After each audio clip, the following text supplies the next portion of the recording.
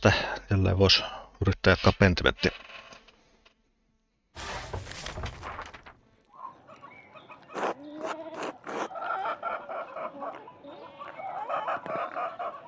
Joo, eli viimeksihän me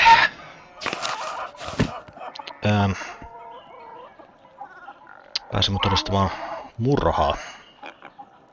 Tai ainakin sen jälkimaininkeja.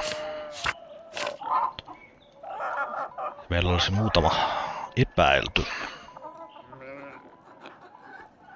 Mutta pitäisi nyt sitten lähteä vähän tutkimaan tarkemmin.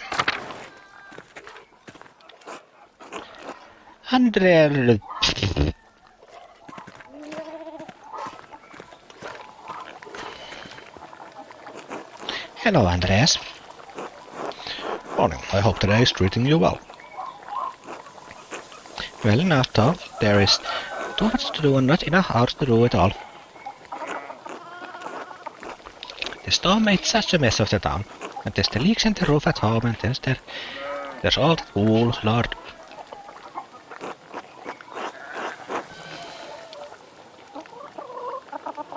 Are the eaves so near to lambing already? You noticed? Yes, they're just about due. So we sealed them last week. What a trial that was. I must have spent ages washing it all. Have you ever smelled wet, dirty wool? Ugh, there's nothing worse. Now that it's clean, you got to spin it and that takes an age all its own. Lord, I don't know where I'll find the time. Surely you won't be doing it all yourself. Sometimes I forget you are from Nuremberg, Andreas. Clara, Harry, Veronica, Kat, even little Ursula will be there, so she makes mischief more than she helps.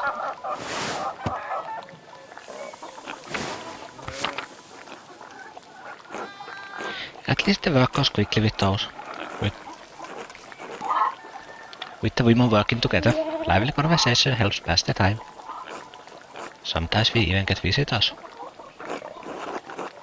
What kind of visitors?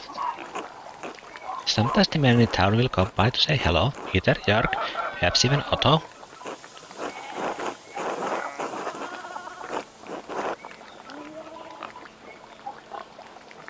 When Otto's age and the status of the other women in town, he must be there to see you or Veronica. Probably you. Maybe so, who's to say? He's a perfect gentleman, perhaps too much of one, but I shouldn't be telling you that, heh. It's nice, I enjoy spending time with him.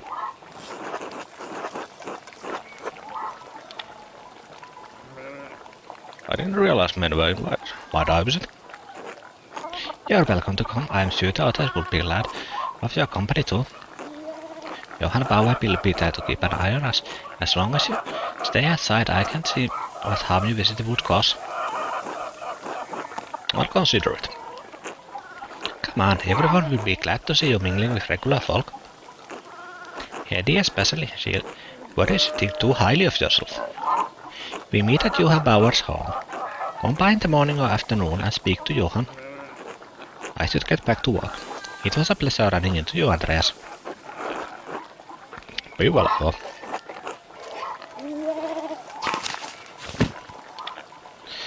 Some of the peasant women have invited me to spin wool with them, sharing a little gossip about the town. I could something about who would have wanted to kill Lawrence. The women meet at Johann Bauer's house, just off the commons. I should let Johann know I want to attend.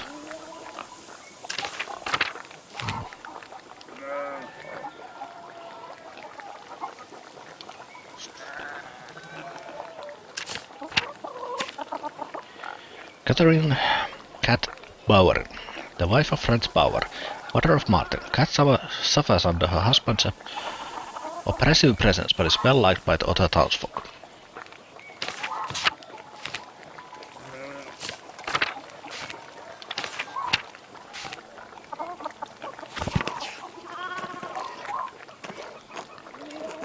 I hope we see you at the spinning bee, Andreas. Pitää kattoo sitä. Andreas. God bless you.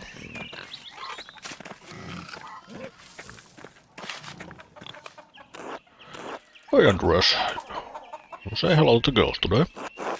Eva and Clara? No, I mean the chickens. Peter, James and John.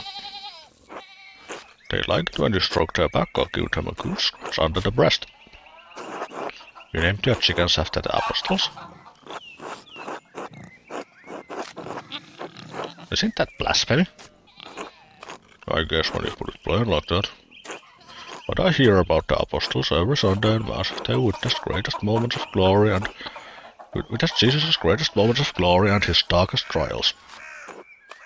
And I was thinking that's how it is with the girls and me. They see everything I deal with around here.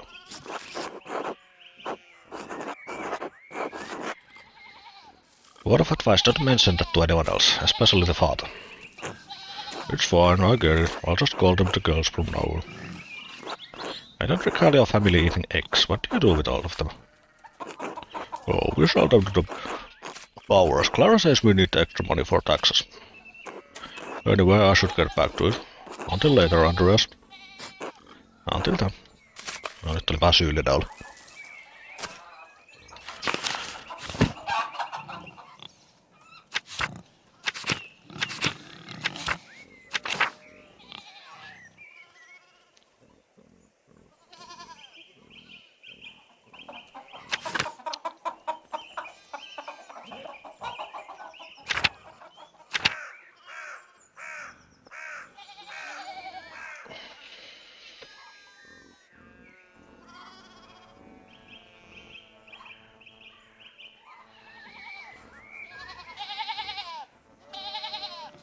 Vaikka me nyt mennään ottaa tosta Ferenkistä nyt enemmänkin selvää.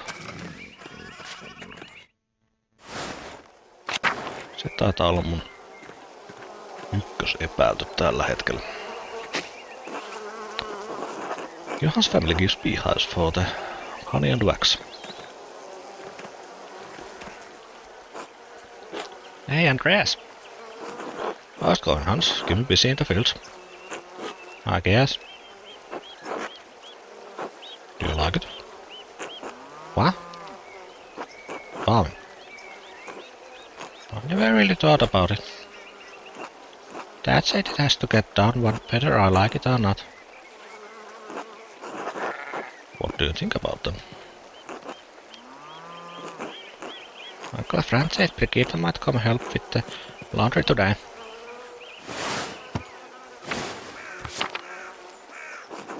She's Martin's wife, right? She seems nice. She is. Nicer than Veronica anyway. I wish Brigitte lived here instead of her.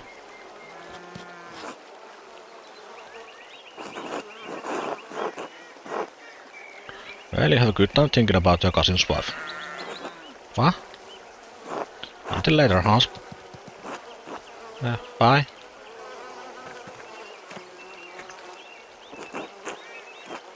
Andreas was just wondering where you'd turn up.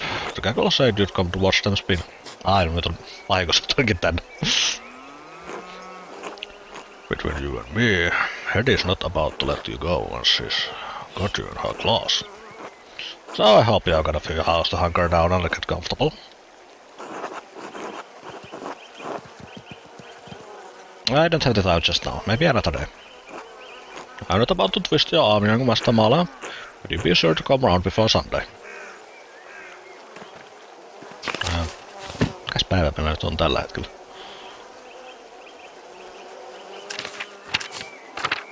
Näkeekö sitä josta?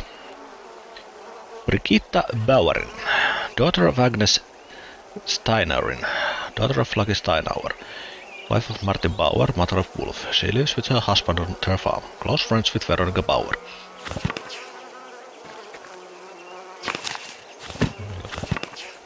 Karttaa piti kurkata. Ei kun.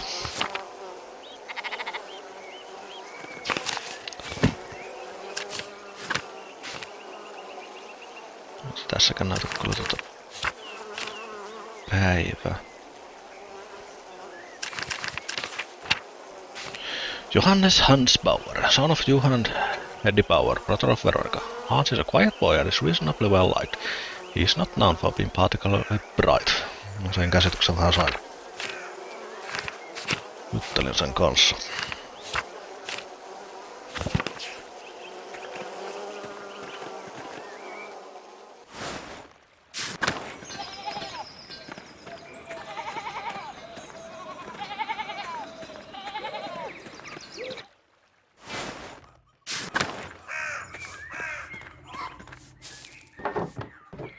Morning, Andreas.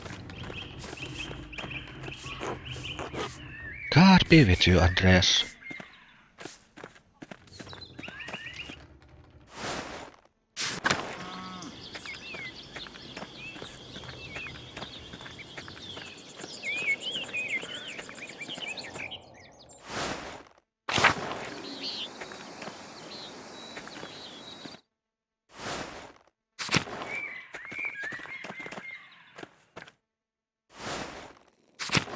Täällä on väke.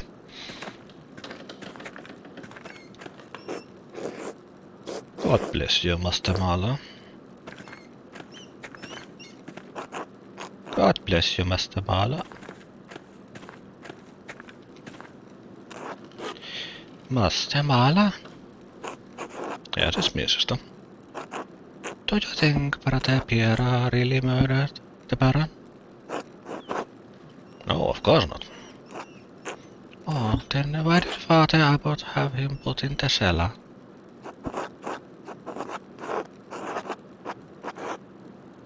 Father Abbot is afraid of what will happen if we can't figure out who the killer really is.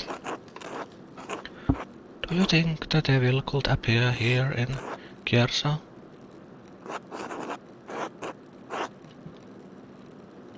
No, I think people see the devil where they want to see him. I didn't see the devil, but I think I smelled it. His odor. The night before the Baron was killed, I walked before Matthias and I smelled something in our dormitory. It was strange, moss and sulfur mixed with frankincense and roses. It moved through the room. I wanted to scream, but I was too frightened, and then it was gone. I am ashamed that I didn't cry out, but I didn't know what to do. Did any of the other sisters smell it? I don't know, but I think they were all asleep. Thank you, Sister Margaret. God bless you, Master Mala. Brother Matthew maintains the shrine along with some of the sisters who paint patches for pilgrims.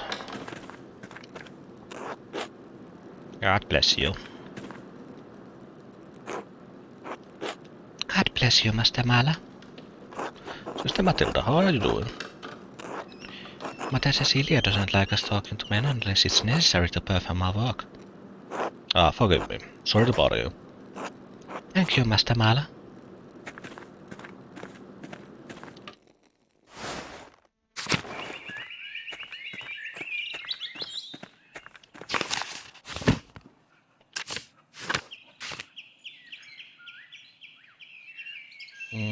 Täällä ei kyllä ole mitään investigation.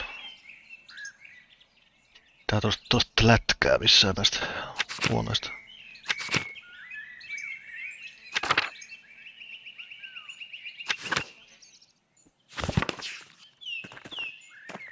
Pystytäänkö vasta tekemään täällä mitään?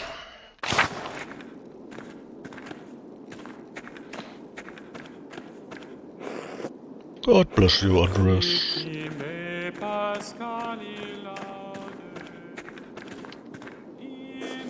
Andreas, have you seen Brother Rüdiger? No, why? Because he was not at Louds. Louds monastic hour at dawn, one of the two major hours. It is used for the morning prayer. And no one has seen him since then. Do you think something's happened? I think after you terrified him in the library, he decided it was safer to run.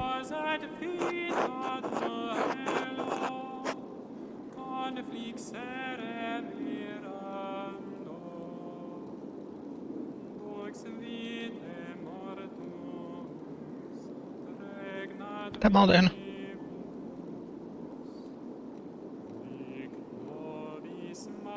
Joka ei taju mihin toi viittaa.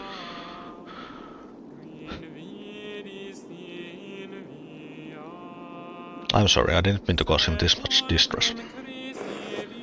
Yes, you could not have known how sensitive he is. Still, you did threaten him, threaten us. It is no small thing. If he does not return or if something has happened to him, I will hold you responsible. It'll be alright, you're worried about nothing. I pray you are right. God bless you, Andreas. Until later. Näin kuka ryydäkär?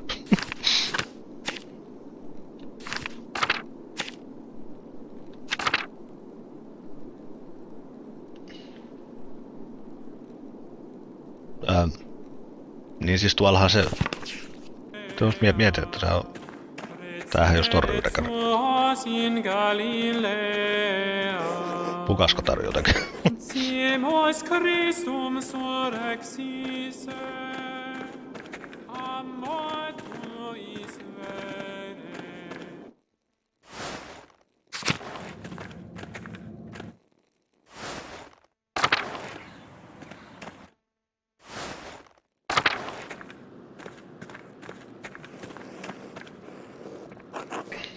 Good day, Andreas.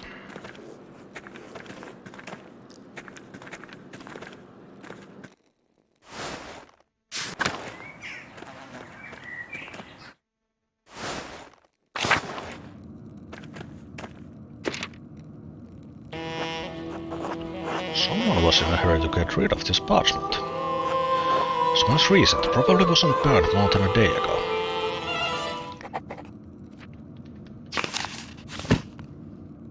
I found the burnt remnants of a note in Prior Ferenc's house. It's unclear what the contents of the note were, but it was written in a purple ink with exceptionally fine lettering.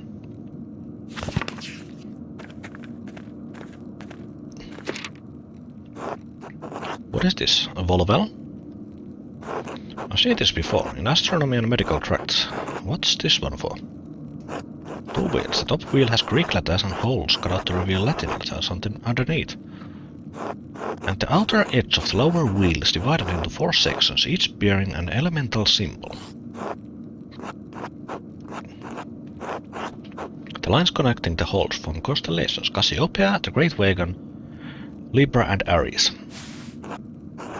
Quite a third of the upper disk aligns a different elemental symbol with the top of the lower disk.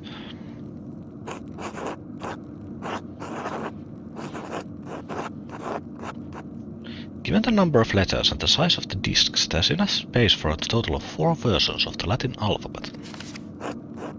These must relate to the Greek letters I found in Ferenc's book. I need to compare them. But these symbols aren't the same. The elements don't appear in the cipher, and the astrological symbols aren't on the Volvo.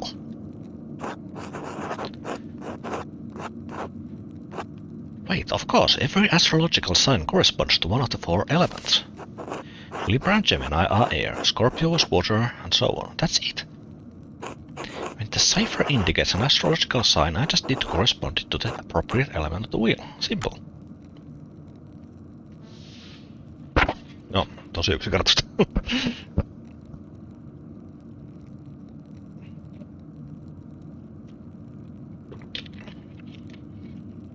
That was air.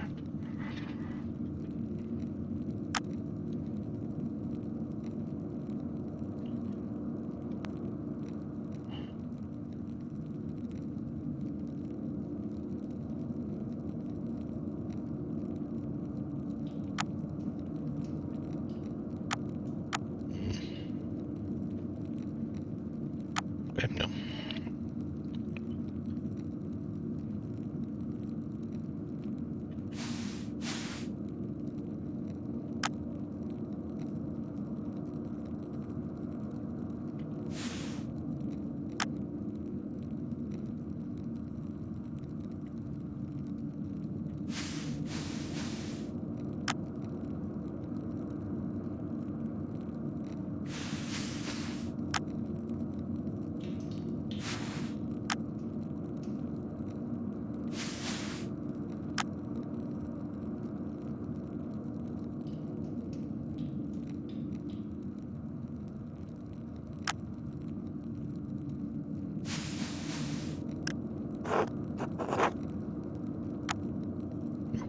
whatever.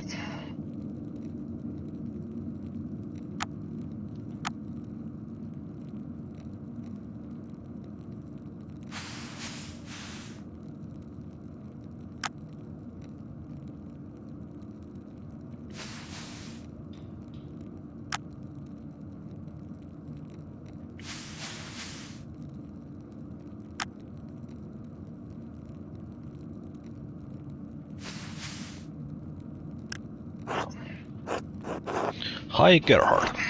Gerhard, as in the late brother Gerhard. Yes, it can't be a coincidence. Hi, Gerhard. Brother Gerhard died sometime last year. How does this connect to him?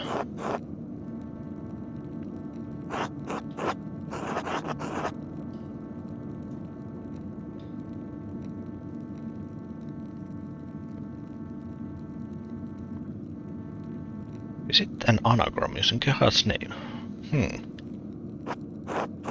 Harriet? Hadia? Where does the G go?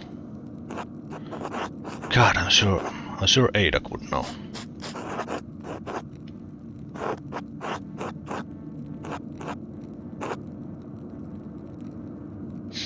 There are 7,560 different combinations to try. Now is the time to solve it through brute force. Tää on Andreas vähän niinku Spectrumilla. Let me think. Did he use his name for an abbreviation? That's a lot of letters for an abbreviation. Cipher inside of a cipher, perhaps? If it is, I am not equipped with a key to solve it, so I must proceed with other options. Let me think. Why his name? And why Higerhard? It could be Greek. Never heard of an Italian or Spaniard named Higerhard either. Ridiculous. Let me think. Wait, maybe it's an abbreviation and a name. Gerhard is the name. What is H-I? Haut ignota? No. Hink Ilai Lacrimai? Oh my god, it's so much simpler. Hic Iacets. Here lies. Here lies Gerhard. Gerhard's grave. I wonder if it has something to do with the Baron's murder. I should ask the abbot for permission to exhume the grave as soon as possible.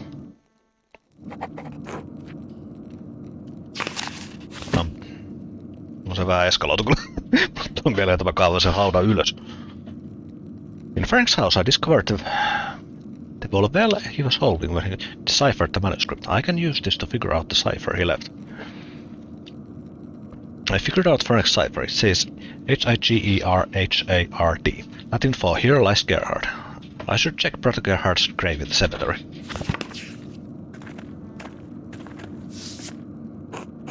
There are deep indentations in this parchment. Whoever wrote on the page above it must have been angry. I wonder if I could make a charcoal dropping off this page and reveal the content of the writing.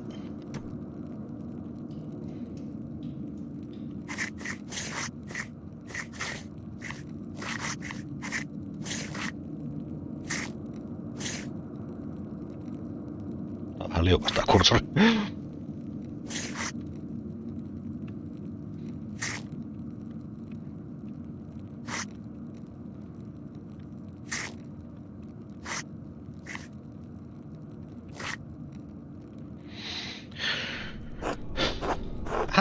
Clear as an alpine day. It's a letter to the Baron from Prior Ferenc. This must be where Ferenc wrote the letter I found at the guest house. Lorenz was blackmailing Ferenc. It's the same text.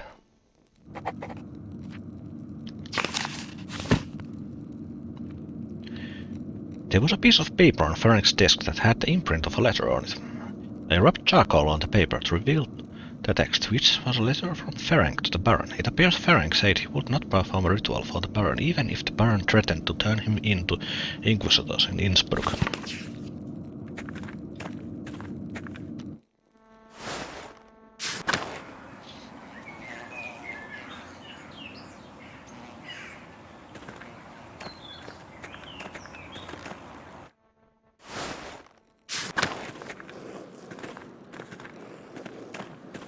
Ei no, täällä nytkään. Täällä eihän me saa puuttua, kun ratkaista jos. Ratkaisti itekin jotain.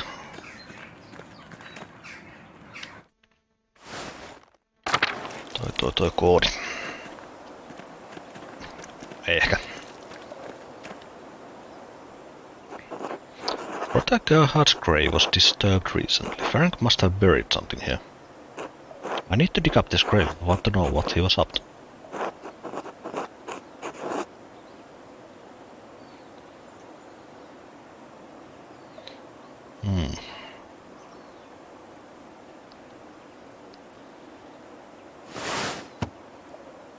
Ja Volkberg, nuori tyyppi.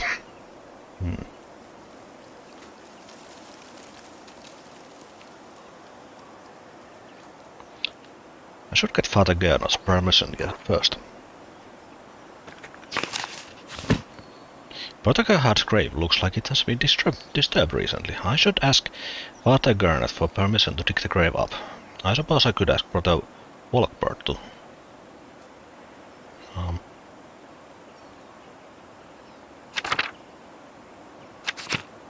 Ei jatku tosta mihinkään.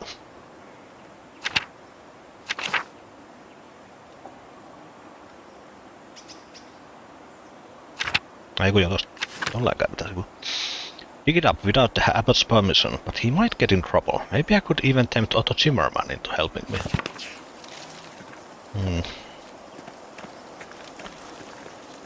Vaihtoehtoja. A monument to the founder of the abbey. It's fairly recent. The funds were donated by her descendants.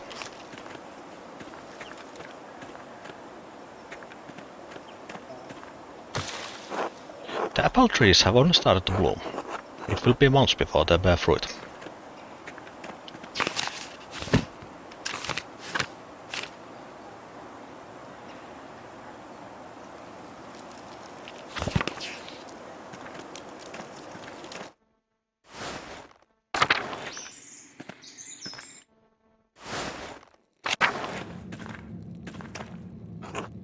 God bless your address.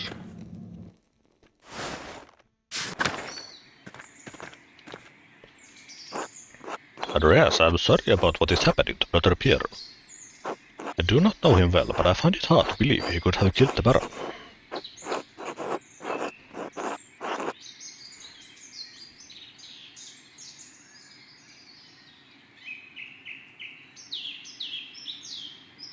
He didn't. I'm going to figure out who did. I will pray for your success. If it would help keep your spirits up, I would like to offer to eat with you. Well, you and some of the townsfolk. I have become acquainted with the Alban family, but do not feel comfortable making this offer myself. If you could approach them on my behalf, I would appreciate it. The Gospel says that man cannot live on bread alone, but from time to time a little bread is required.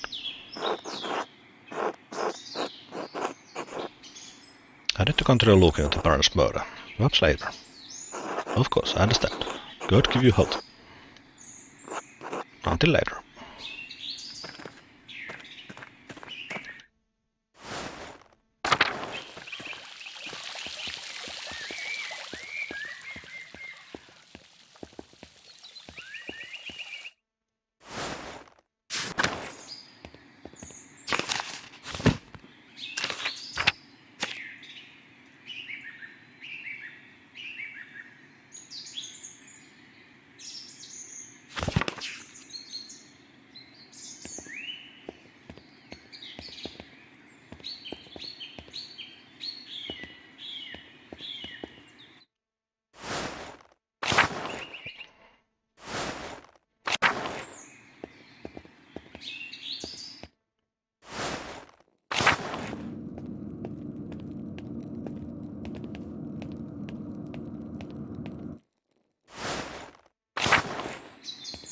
Käydään täälläkin kurkkaamassa. Saint Luke, the patron of artists, is also the patron of healers.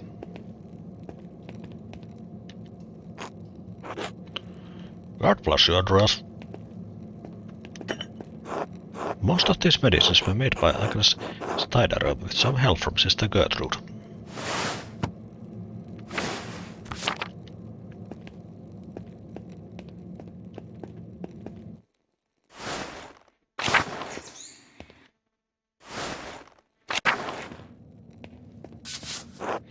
This bloodstain is awful. It must have been left by the Baron before he died. But how? A Dance of Death mural. Father Matthias had it painted a few years before his death. It's beautiful. Dance of Death, an artistic allegory on the constancy of death. Illustrations often feature people from every station of society to communicate that death inevitably claims everyone, from the peasant to the emperor.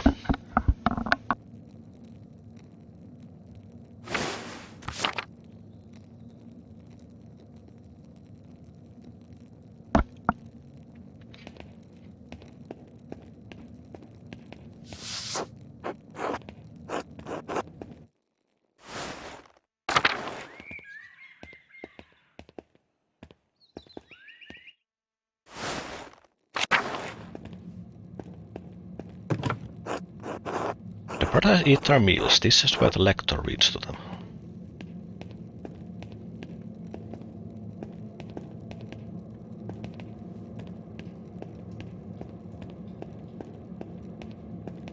Ja se piiraha on täällä kellarissa.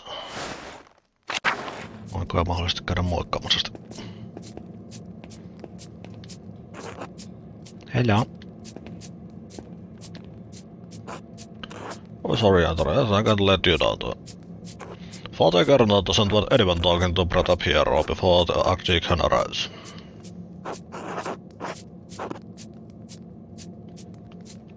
What am I going to do? Elope with him? I know. You know this is absurd, don't you?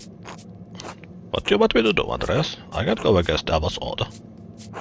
I understand. I'm sorry. No, you're right. I'll leave it alone. God bless you, Andreas.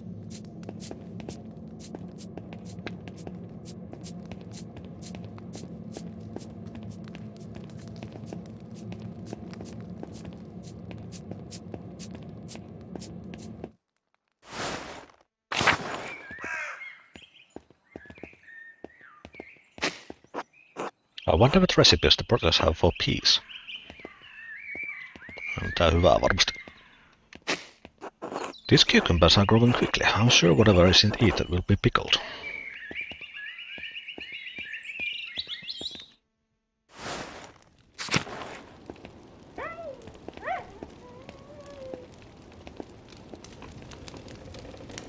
Tietenkin muokataan koiraa heti ekaksi.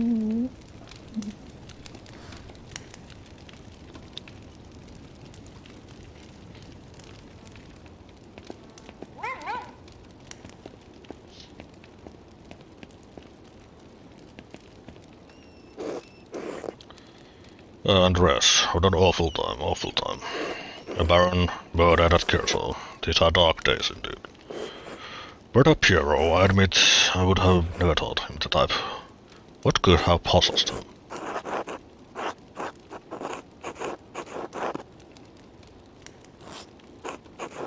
Can't believe Brother Piero would kill the Baron. It's not in his nature. Envy and pride inspire men to madness, Andreas, even old men. But you have come to me for a reason. Do you need something?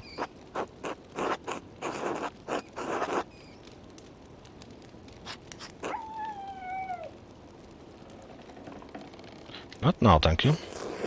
Then I must return to my duties. God keep you, Andreas.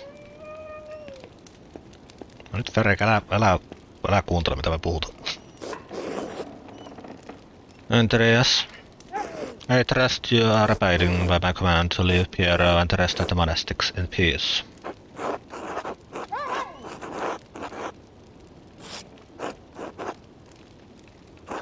Father Gernot is in a difficult position. He hasn't been at the abbot long, and he's young. The elder monks don't respect him. A friend of the Prince Bishop murdered under the roof of his abbey. It doesn't look good.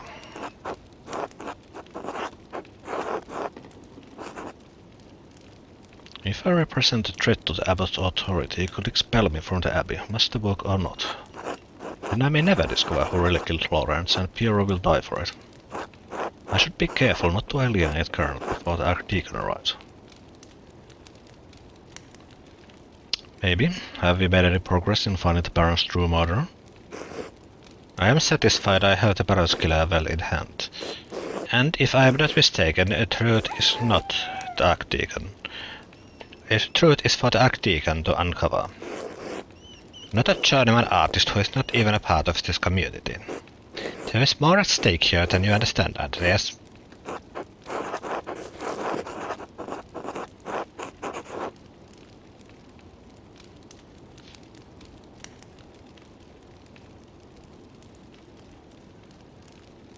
What is at stake here exactly? Aside from an innocent man's life, of course. There are a few extant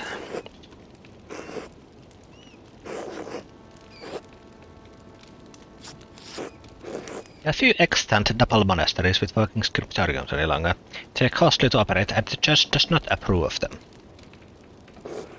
Baron Ratvogel was a friend of the Prince Bishop, and if the Prince Bishop were so inclined, he could order the abbey closed and the community disbanded. A community of which you are not a member, and so whose precarity you can't understand. I thought you were a clever man, Andreas. Your ignorance disappoints me.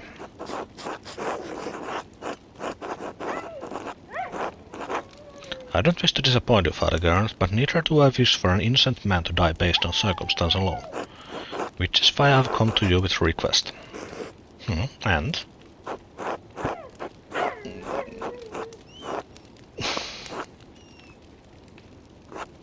Haluatko yrittääkö pyytää tältä tätä lupaa? Ferenc is Gernot's assistant.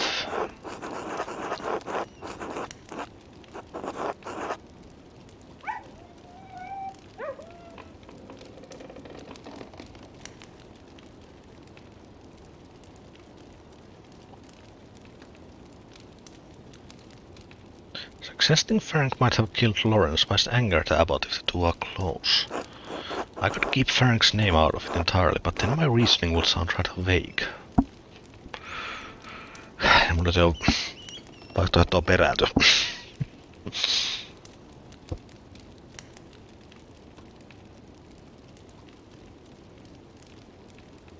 I have reason to believe Prior Ferenc has hidden something in Brother Gerhard's grave, and I'd like to dig it up. What does that have to do with the death of Baron Ratvogel?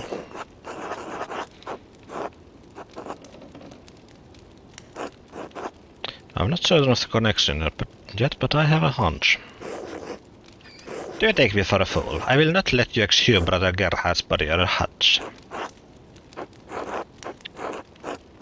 What does it matter? He's nothing more than bones now. I'm sure he won't mind.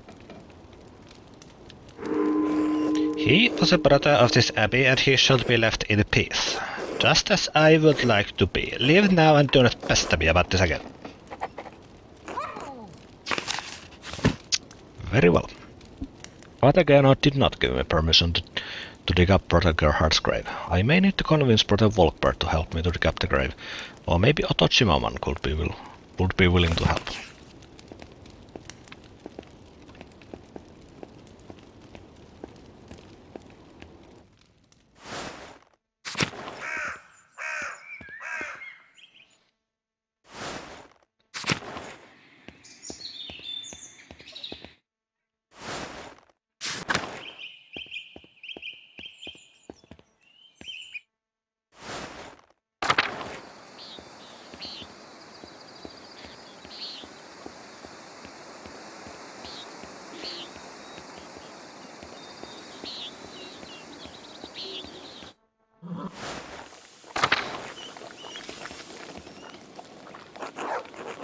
Hello, Mr. Mala.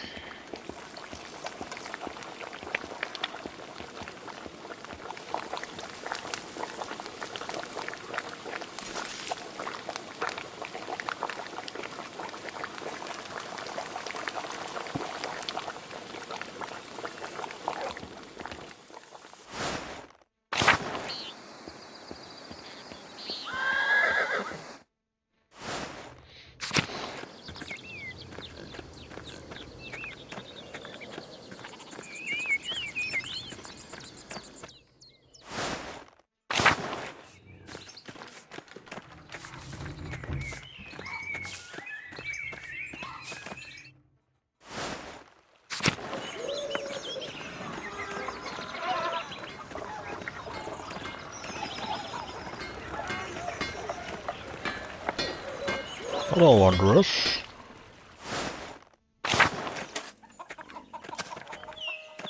Kuka on Otto? Jorg ja Otto sekas. Carpenter.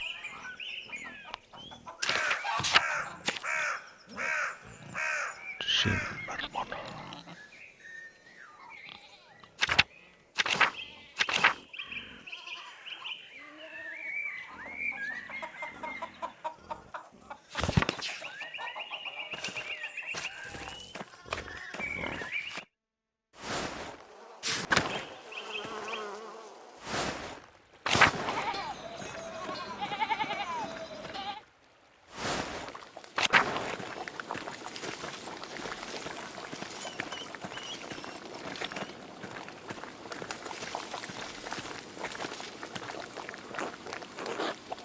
Afternoon, Andreas. Thought the Baron, friend of yours, was killed up at Abbey.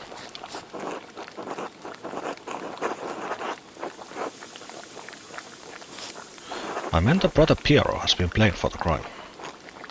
One of the elder brothers, isn't he? But I met him while I was replacing the scriptorium roof. Seemed an alright sort for a monk. Sorry to hear it. Anyway, did you need something? Otherwise I got things to do. Do you think you could help me dig up a grave at the Abbey? Why? Do you think there's something in there that'll prove the old brother's innocence, right? That's it. You're perceptive, huh? I only listen when people talk. You should try it. Did you talk to the abbot about this mischief? Wouldn't want to get my grubby hands all over his stuff without his permission. No. So he'll be furious when he finds out. Perfect. It'll take a few hours, especially if I'm digging alone. You got time for that? You don't care that the abbot doesn't know? What do I give a shit if he gets mad? He's an asshole. Did you want to do this now, or not? I'm ready, let's go. Fine, I'll grab my tools. Se oli helppo. So, town carpenter. What's that like? Exhausting. Not unlike this here. Satisfying too, to make things with my hands. To feel the sun on my neck and sap under my fingers. And I haven't fallen off a roof yet, so all in all, I can't complain. Being totally carpenter and tossing must keep you busy. Busy is one word for it, overworked is another. It was easier my dad and I could do the work together. But since his stroke, it is what it is. Did he see a doctor? Perhaps something can be done. Doctor Stolz took a look at him. He said there was nothing to be done. It did seem like we were wasting his time. It was a few years ago and my dad doesn't trust the doctor as far as he can throw him, but thanks. Anyway, that work has been talking to everyone in town. I hear all about what's troubling people. Many people in Tassing are struggling, Andreas. The peasants especially. I heard as much from Clara Gerterin. They used to be able to pay a portion of their taxes in crops, but the abbot put an end to that. Now if they get a bad price from Miller, they don't have enough to pay the abbey. That's exactly the kind of thing I'm talking about. The abbot might own the land, but he doesn't want. He just reaps the benefits of others' efforts. But it's not just him. The law, imperial law, that's what gives him the power, so maybe the laws have to change.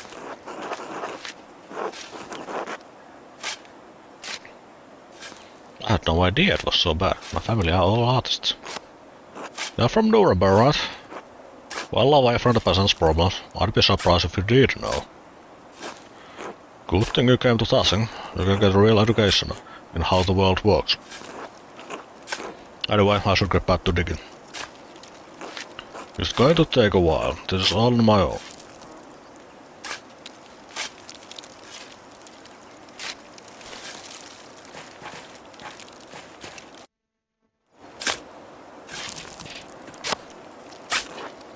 Got a ways to go yet. Why don't you take a look around?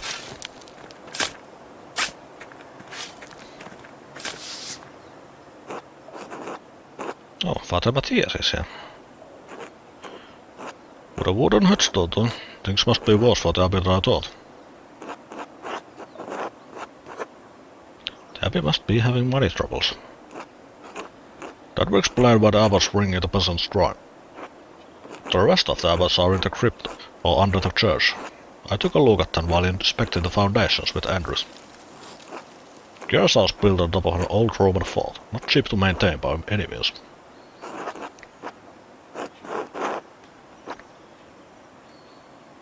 Surely they can do better than a wooden gravestone. Take it up with abbot if it bothers you so much. Me, I think they should all get wood.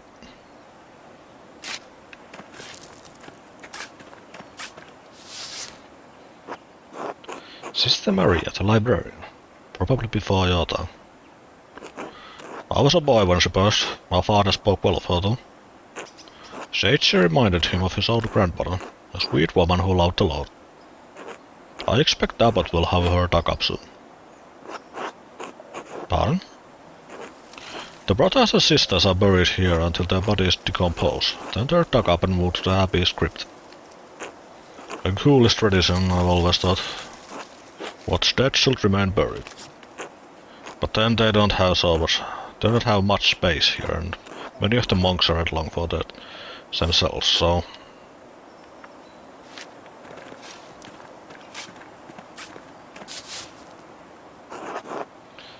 Mother Brunhild Abbotissa.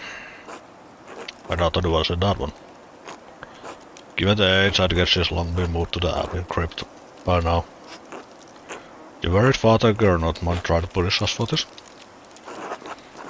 God willing will be done before he finds out about it. So you want me to speed it up, sir? Do you care about my bag? Christ.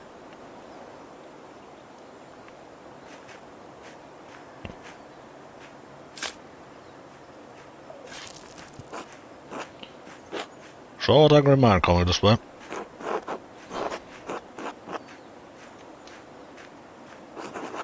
But he's not good like this. I could hide, but they might be putting Otto in the tough spot.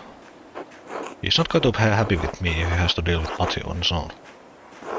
But this could be the clue that unlocks the truth about who killed Lawrence. What's little trouble if it saves an innocent man's life? Ah hell, we're destined for an earful.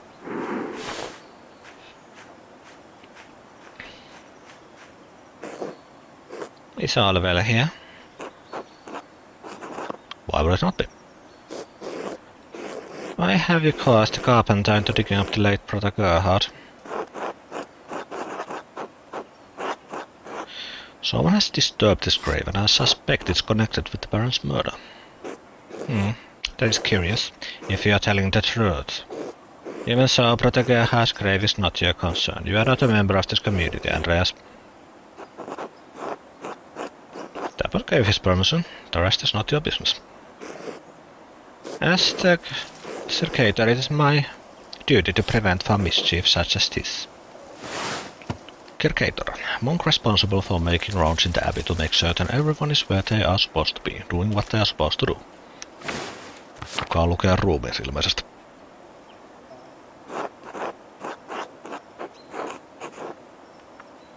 Oh, terribly convincing. It's that. Gives me an air of authority. You are mistaken. Mr. Zimmerman, please clean up this mess. I'm going to speak with the abbot about this immediately. Is that going to cause problems for you?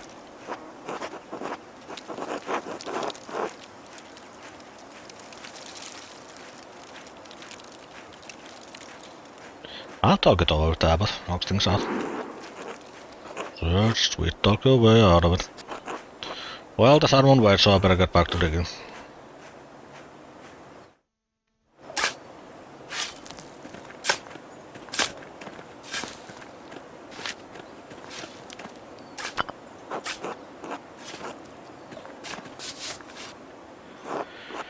Brother Jacob from Cologne. Did you ever meet him? We spoke a couple times. You're a funny man, just about the only one of these monks with a sense of humor. Some of them aren't so bad. Piero especially knows how to laugh. If you say so. Jacob had a gift for manipulating his features and his voice to imitate other monks. A man like that is wasted at an abbey. Well, I'll risk the body, but... What? Is something wrong with it? Looks fine enough, decay notwithstanding. But someone stuffed a sack up under his ribs. Good God, let me see.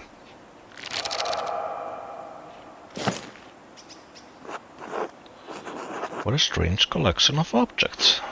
Strange? How? Two are plated with precious metals and engraved, silver chased rod and a golden plate. The rod has symbols of the zodiac on it. The plate has some script I don't recognize. And a knife! Seems ordinary enough, but together with the other two buried here. Why would someone bury them here, together? Because they're forbidden. Wait, there's blood in some of the symbols on this rod. Dried, to be certain, but not that old.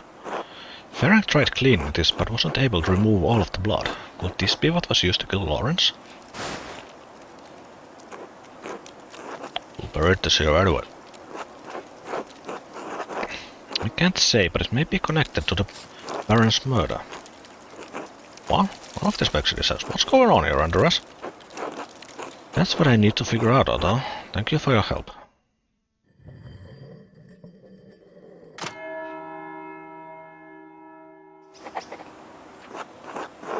I should find someone to eat with.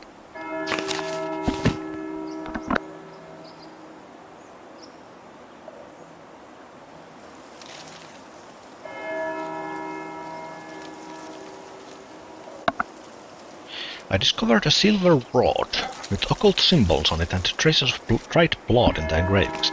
I believe it may belong to Prior Ferenc. In Brother Gerhard's grave I found a number of magical tools.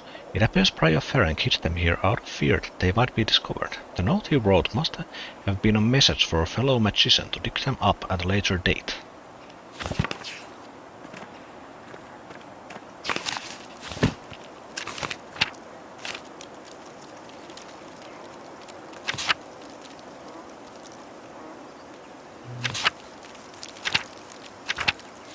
Mennään sen etiopialaisen munkin kanssa syömään. Se meidät sattui kutsumaan.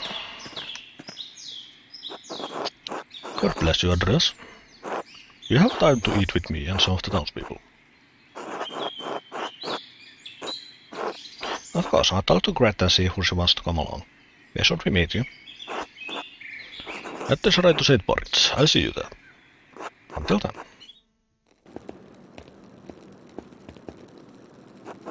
Oh my, Andreas. Yes? Artists?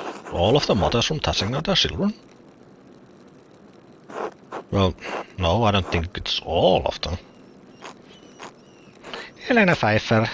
Pfeiffer couldn't make it. It's a long walk up here in her condition. And Harry said Hans was too big for stories.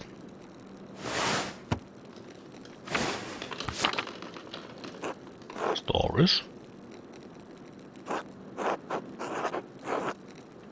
I may have said something about your books. I like stories. Yes, maybe a little too much. Oh, alright, I can tell a story, but first let us pray together and eat. Oh Lord, thank you for bringing us together, as you brought Jesus to his disciples on the road to Emmaus. With the breaking of bread between us, let us recognize each other as Christians and rejoice in our salvation through you. Amen. Amen. And I thank you and your husband for this bread, Gret. My Ulrich always says that bread brings people together.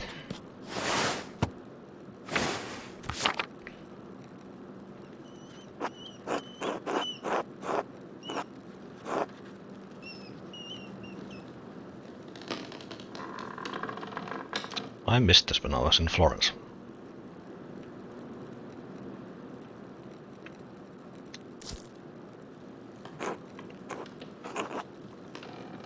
They don't have bread in Florence. Wah. Where's Florence? South over the mountains. Last week the blonde lady at our house with the pretty clothes. She was from Florence. Oh. What a god, that is right bread, does it not? Yes, the finest bread is used for abbot's bread. Why? The abbot is very important man, Paul. We have a bread in my home that we call injera. We make it thin, round and white, and we put our food on top of it. We eat it with almost every meal, as you love the bread of your home, so when we smile.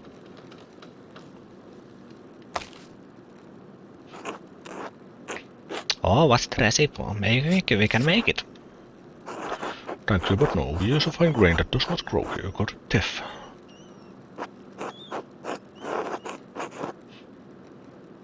I hope you find your local bread satisfying, Brother Seppat. I do enjoy it, perhaps too much. I am becoming too accustomed to life in Rome, even life in these mountains. In truth, I can no longer remember the taste of injera, not even the feeling of it in my mouth. It is the great danger that comes with the blessing of travel, living a life between worlds.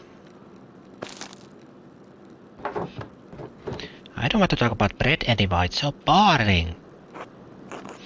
Bread! Don't be rude, Brett. I did say I would tell a story. Children, have you ever seen a Bible? Father Tom. Yeah, Father Thomas has one. It's huge. My dad has one. It was printed in Bamberg. Very good. This is a Bible from my home that I brought to give to the abbot. Andreas, do you have a favorite story to illustrate from the Bible?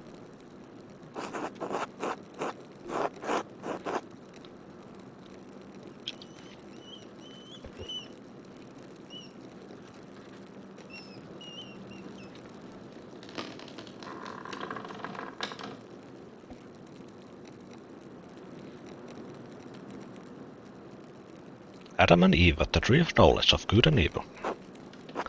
Yes, at the beginning of it all, the fall of man. It is good for us to be reminded of what we lost in Eden. Now then, children, do you know the story of Jesus feeding the multitudes? Fish and loaves. My mom and dad make loaves. This is from our Bible, how we tell the story of how Jesus fed thousands from only a few fish and a few loaves of bread. Why is everyone brown? Because where I am from, everyone looks like me. Why? Because we are all as God has made us. I know Tassing seems big to you, but the world is so much bigger than we can imagine. There are many people of many different colors all over the world. There are places where no one looks like you or me. Really? It's true. In Venice I saw people come from across the Mediterranean Sea. Not just like Brother Seppat, but people of different places and cultures, even farther away. Persians, Moors, Ottomans, each with their own way of speaking and dressing, their own customs. Brother Seppat, did you know the Baron who was murdered? Bert? It came up when I was visiting the drug house.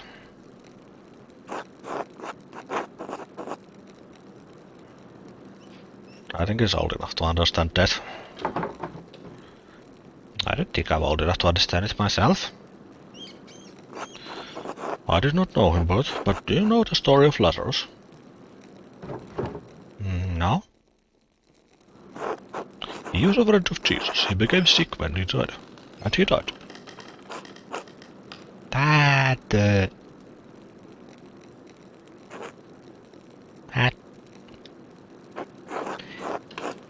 But Jesus brought his followers to Lazarus' tomb.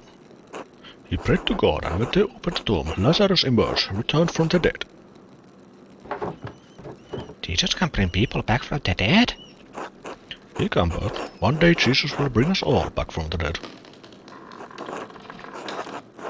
Everyone who has ever lived and died will come together and be resurrected on Judgment Day. Hey.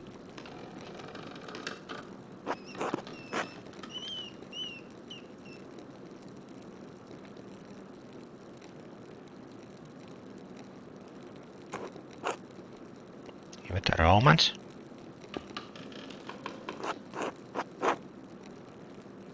Just a romance too.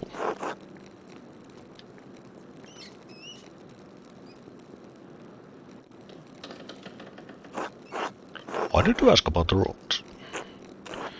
I saw one come out of the tomb like Lazarus. What do you mean, Paul? Well, the ruins below the mill, they're Roman, and they all died a long time ago. But I saw one come out the other night. They were in white, like Lazarus. Let's stop telling stories, Paul. And you shouldn't have been outside at night. Andreas, what does he mean?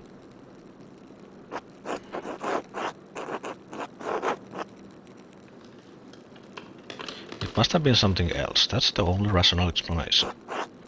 There are things in this world beyond our understanding, Andreas. Perhaps the boy did say something supernatural. Apologies for that, ladies, but thank you for sharing a meal with me today. I will be leaving for Rome soon, but I am glad to have spent some time with you and your children. Thank you, Brother Shepard. It was wonderful. Don't forget to stop by the bakery before you go. I'm sure my husband will want to see you before you go. I will.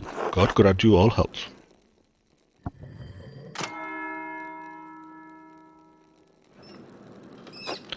Time to get back to work. Vai, menetään se hatu.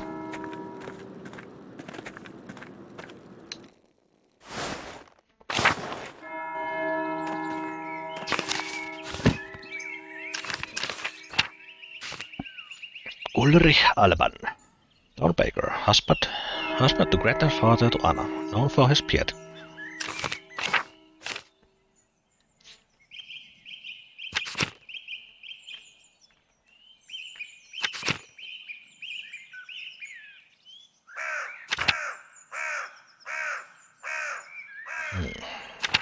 Tuo mylly rupesi nyt kyllä kiinnostamaan.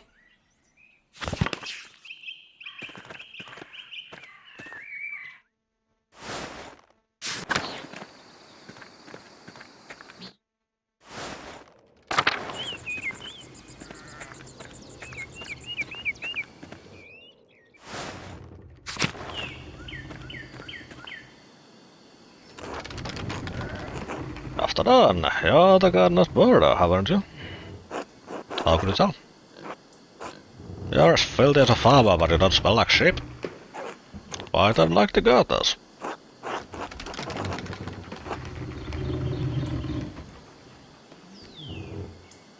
They're a rustic folk to be so. The only one among there with a mind is Eva, the smart girl. How is she, by the way? She's fine. Why? I'm only curious. She used to bring their barley to me, but Peter insists on delivering it now. A shame. She'd shown some curiosity about the mill. I'd hoped to fester that. Is there something special about it? She's the only windmill in Bavaria, did you know? No structure in exacting detail from Dutch specifications. The game of the Alps, and none of the incurious dolls here can appreciate it. I suspect they have more urgent matters on their minds. I should be going. Until later. Until terminal. What a curious mill. The wind turns the sails and then powers the grinding stone. Hello. Alright, I don't think we've talked before. I'm Andreas. I'm staying with the gardeners.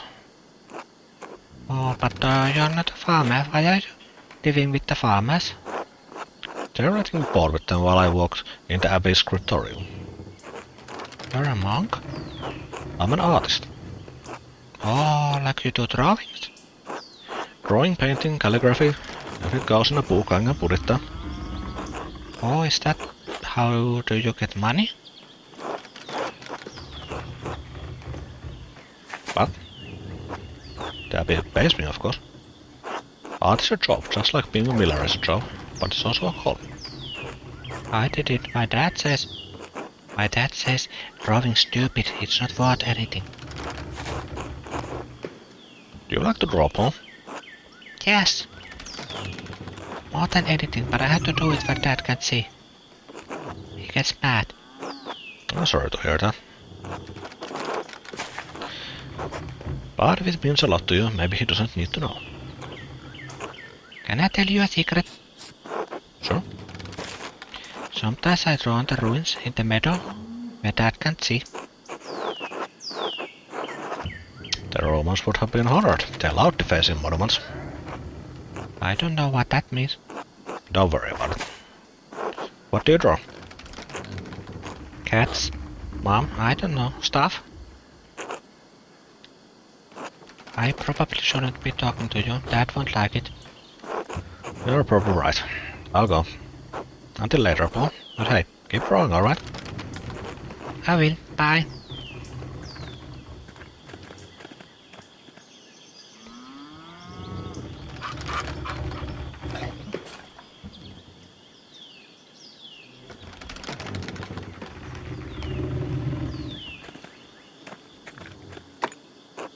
Glass windows. They must have cost of water. Good afternoon. Forgive me, I've forgotten your name. Andres Mala, master artist. Oh, a master at such a young age. It's impressive. Well, I admit I'm not quite a master yet. Still finishing my masterpiece. What is that like? Fulfilling a dream. I wish I could dream.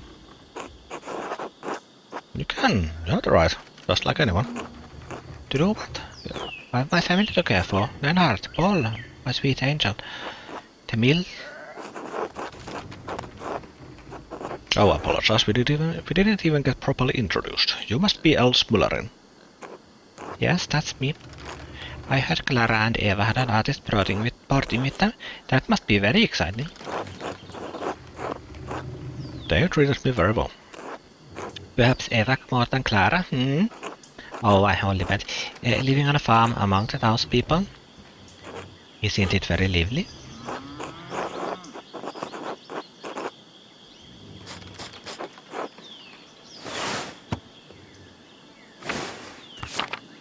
Only when ill Peter wakes in the night and can't find the chamber, but Ursula brings some joy to the household, though. Such a lovely little girl. I talked to your son Paul. He seemed like a good kid. Paul is darling, but so shy. We pray the Lord may someday bless us with a daughter. Els? Have you finished with your gabble? There's work that needs to be doing. Oh no. I'm sorry, I had to get to my labors. Of course, I apologize if I bothered you. Until later, Mistress Mullerin. Until then.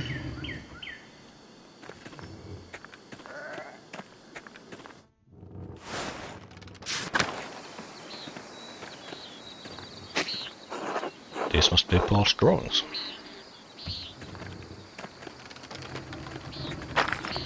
Collapsed. This must have allowed access to the aqueduct. No, sieltä ei löytynyt mitään.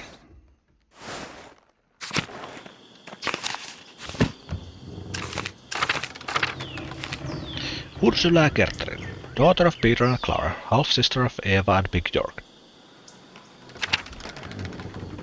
Wolf Bauer, infant son of Martin and Brigitte Bauer.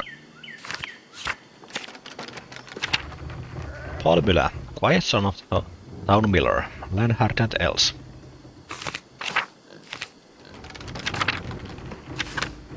Leonhard Müller, town miller, husband of Els and father of Paul, one of Hastings' wealthiest citizens. He is widely disliked for his heavy tolls and his cruel nature.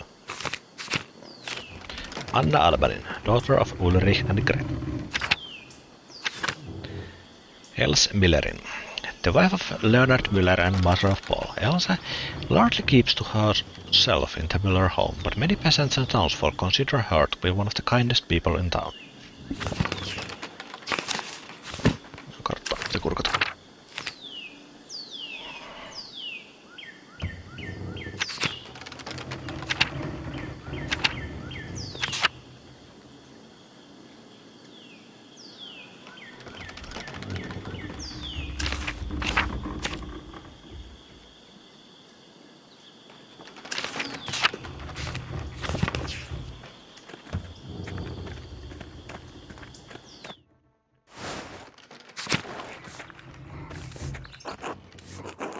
I'd be with you, Andreas. Hello, Andres.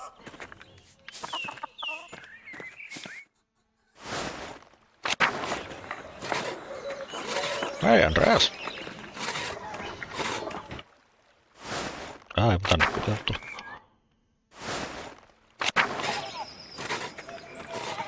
Mä ajattelin, että ehkä me käydään täällä nyt sitten.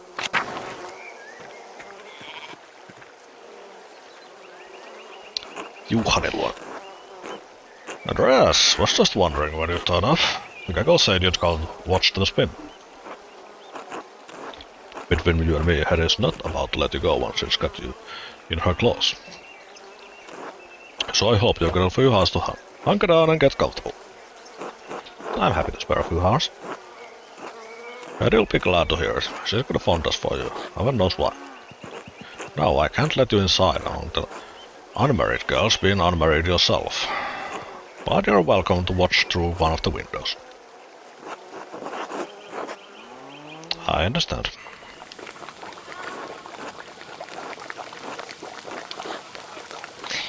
That idiot never did. Did say trouble when he didn't want... That idiot never did see trouble he didn't want to jump in feet first. You don't think he's gone to Innsbruck?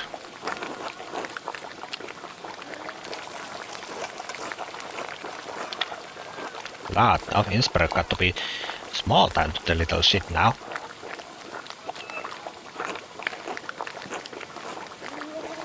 He has something more exciting in mind.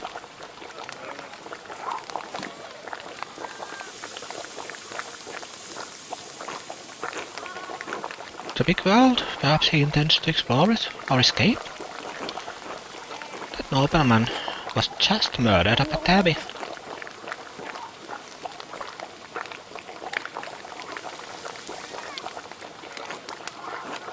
Martin picked an awfully convenient time to run off. Oh Lord. Andreas was friends with the nobleman. Do you think Martin could have, you know?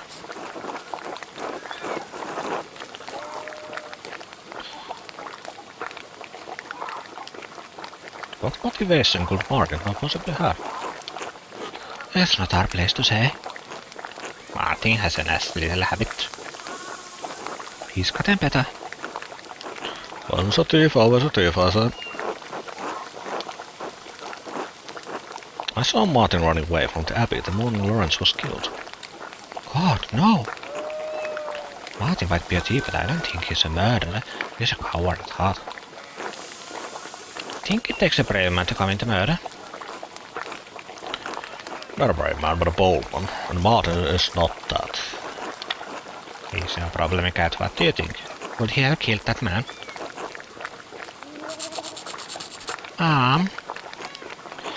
This is a matter best left to the proper authorities, not a spelling bee. I imagine being tried by a gaggle of peasant women. That's unkind, Johan. It's the truth, isn't it? Doesn't matter if it hurts your feelings.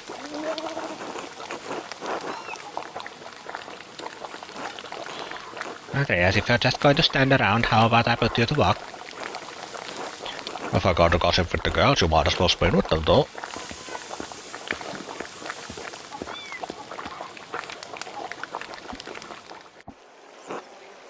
How does this work? Grasp the wool from the distaff and twist it tight, and then spin the tight yarn onto the spindle. Once there's enough yarn on the spindle, collect it at the bottom and begin again. Drop, twist, spin, collect, repeat. You'll figure it out.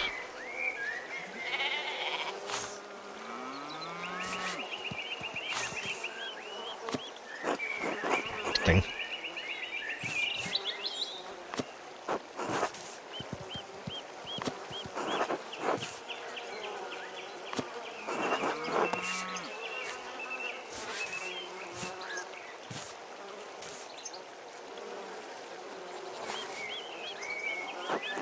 I've got it.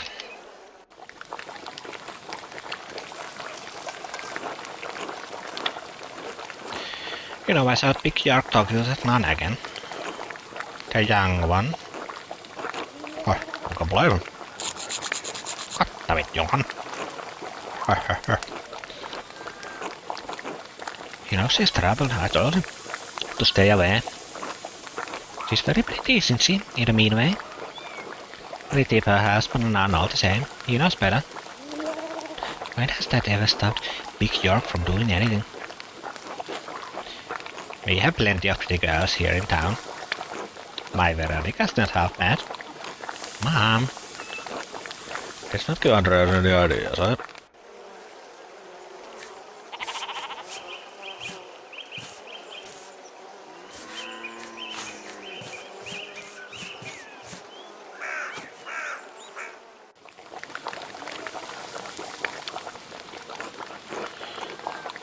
Brigitta's been spending a lot of time at her mother's house lately.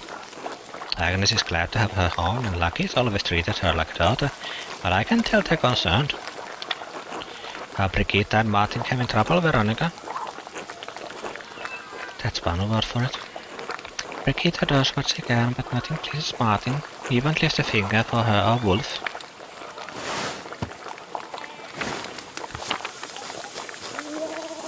He's such an asshole.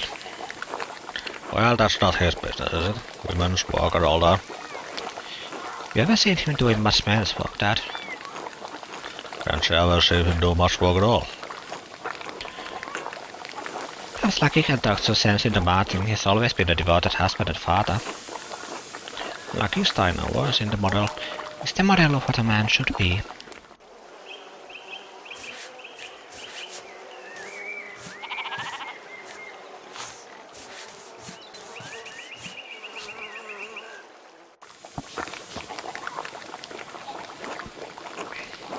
Is everyone behaving themselves in here?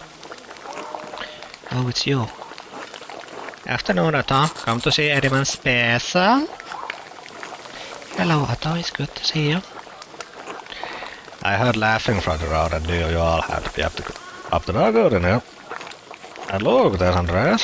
Have you been minding your manners? Old Johan here is a real stickler for propriety. I've mostly been listening, actually. I think these women know just about everything that happens in Tassin. My head has got little birdies up in every ear. Are you calling me a gossip? Are you pretending not to be one? Oh, I'm amused, Andreas. Don't suppose you're much of a family man, being an artist. Maybe you'll learn a little bit about how that works. You could get a family for yourself. We all know you work hard in the field, Johan. Own it, boss. he works hard in other places though. Mom. You've been in town a few months, Andreas. What are the burning questions you've been meaning to ask? Not Tassin.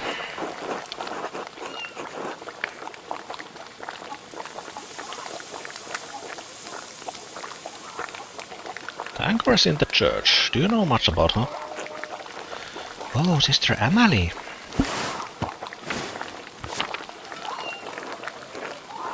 You know her, Veronica? You're not dear friends or anything, but sometimes she has these fits, you know.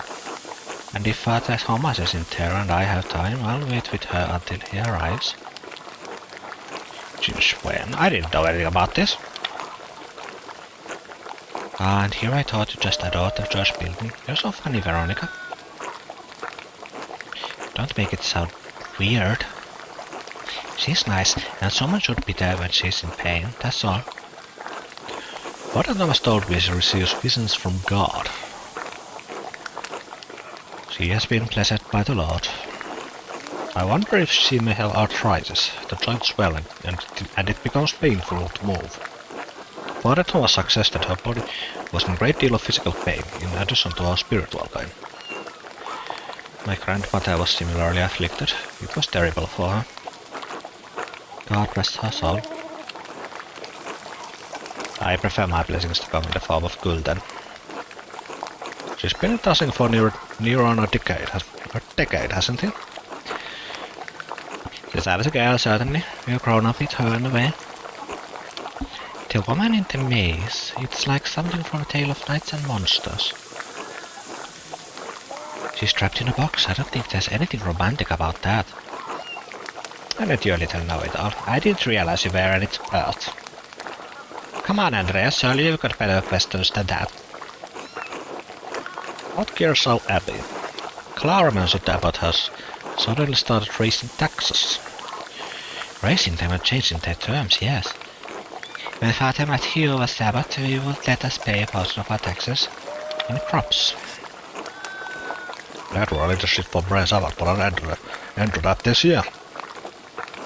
Even if our crops fail or produce less than we'd like, we still owe the abbey for the use of the land. It doesn't make any sense. How can he raise our taxes when the price of our grain does not rise too? Where does he think the money comes from? He doesn't think about the common folk at all. If it's not his abbey, it's not his problem.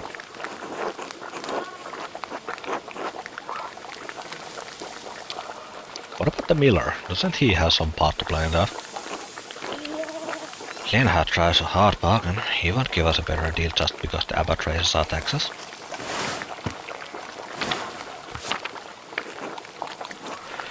What we need is access to more land. Trying to bargain with Leonhard won't get us that. Leonhard is not a kind man, and he does not negotiate. He might if carry a lot of debt, but his bargains are cruel. We pay him even before the abbot, though I'm not sure why. Good. I have nothing Christian to say about Leonard Miller, so I will say nothing at all. Except that I hope he falls into a fast-moving river during a flood and pisses his brains on the rocks. Jesus Christ, Harry. Can't we talk about something else? I don't know about you girls, but I'm sick of this wall. I'm sure we've all got other chores better. I'm glad to have that over with. Now I don't have to think about wool for a whole year. Oh, I was having such a nice time. I certainly learned a lot. Ever has got home, Eva? I'd like that, yes. I expect everyone will be on their best behavior going home.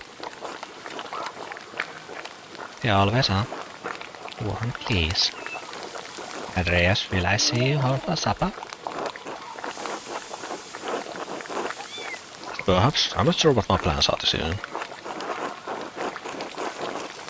This was very illuminating. Thank you all for letting me join you. Thanks for coming by, Andreas. Come back anytime. On this come on happy business. Not right at him with a good time, yo, huh?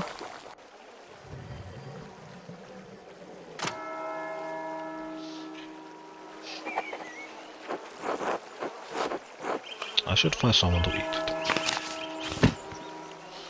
I attended the spinning bee at Johanna Bauer's house. I gained some clarity on the various tensions in town, including that Martin Bauer is a known thief, though the women agreed he likely doesn't have the temperament for murder.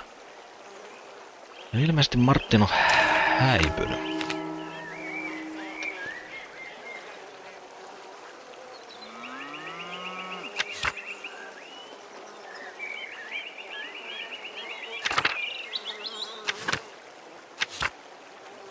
Häipynyt kylästä. Tässä Martin asuu. Son of Franz and Kat Bauer.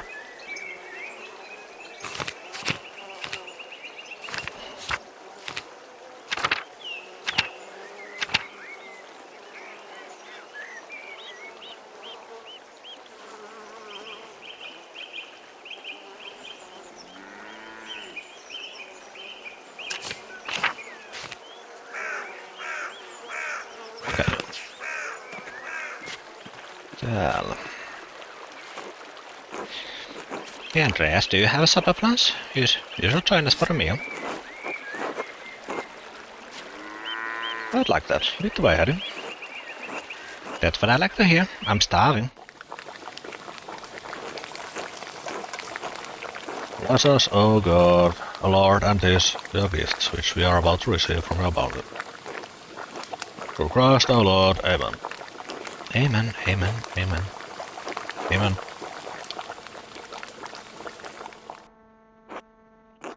There's been some chaos about the abbey, hasn't there, Andres? What with the death of that nobleman? What was his name?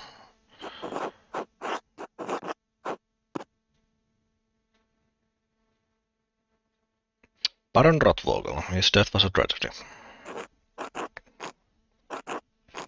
Good riddance, you don't find many in crying over one dead nobleman. I'll admit this has me interested. Murder at an abbey. How did it come to pass?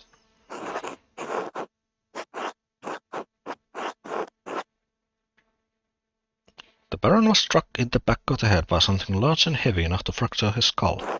My mentor, Piero, was found with the body, but he's too frail to have done the deed.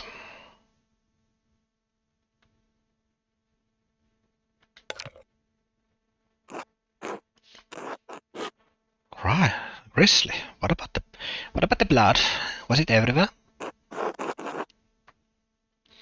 Some. Too bad. Tell me about the wound. Could you see it? Jesus, Mom. I'm really curious. It's not every day a man's murder, is it? A man's murdered in broad daylight. What if I need to protect myself? You're being weird, Mom. Weird and drunk. Do you have any idea who might have done the deed, if not this brother Piero? The Baron had many enemies in town and at the Abbey. Scandalous to think that any Tassing resident might be a murderer. Don't say that. Back up, son. A noble killer won't take an interest in you. Hey, what's that supposed to mean? Whoever killed the Baron has to be dumb as rocks. I'm very angry.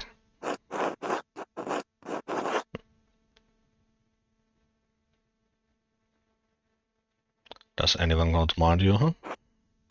No, and I wouldn't tell you if they did. No good can come of whatever it is you're up to, Andres. Once the church and the nobility get involved, all the peasants are going to get is shit. From one end to the other, it doesn't matter which. Gross, Dad. Heh.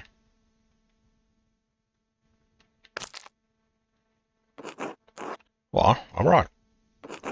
Hannes thinks I'm right, don't you, son? Always, Dad. At least God granted me one respectful child. What a suck-up. Speaking of the church, has Johan told about the abbots out to ruin your lives? No, but I suspect it has something to do with his taxes. Yes, thank you. Even a traveling artist from Christ knows where can understand. I'm from Nuremberg. We were supposed to expand our farm, but the abbot's taxes made it impossible. We can't grow enough barley to feed ourselves. Pay the miller's toll and give it abbey's due. It's not Christian.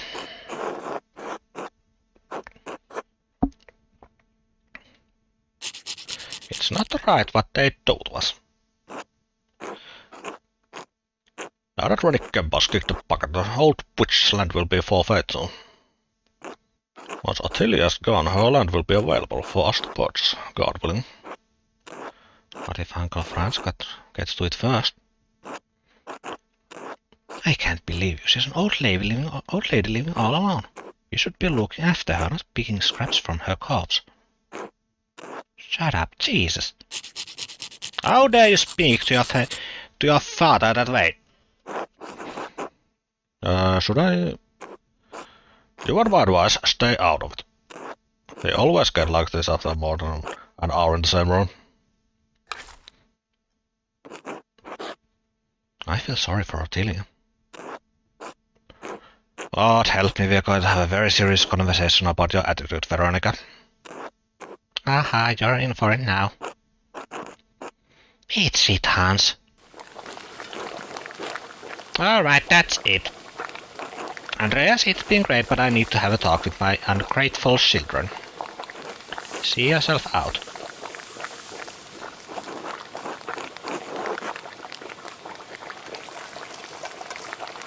Be nice to your sister, Hans. No.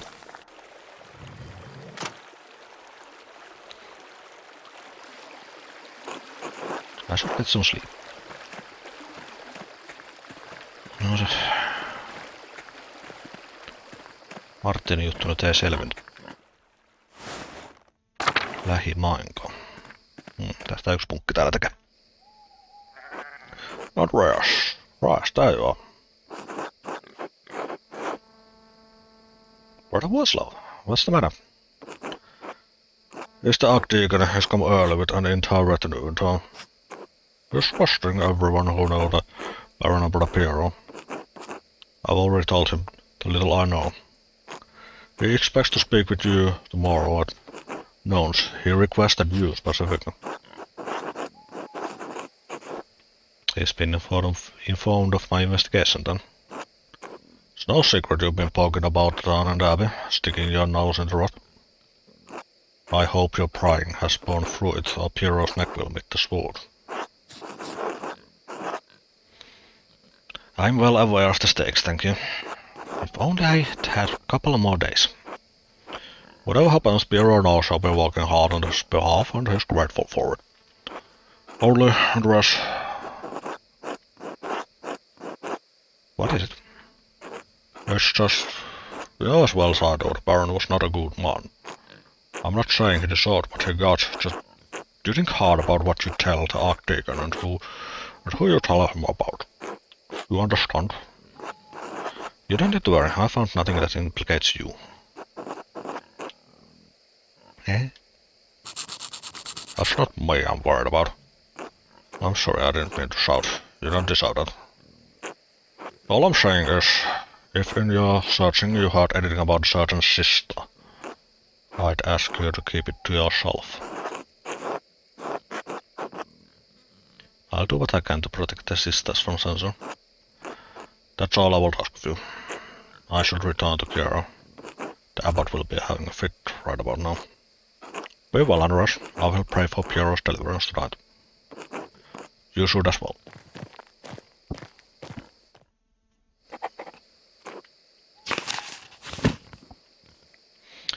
Jacob Eslet, Archdeacon of Freezing, has arrived at Kearsarge Abbey and will be questioning people connected with the Baron's death. He wants to question me in the chapter house of Nones.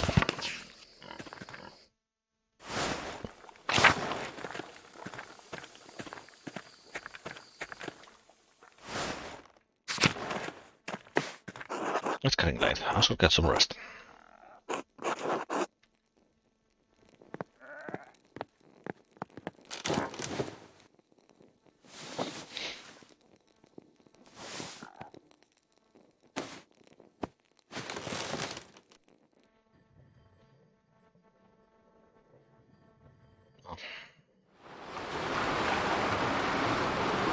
Taas unia.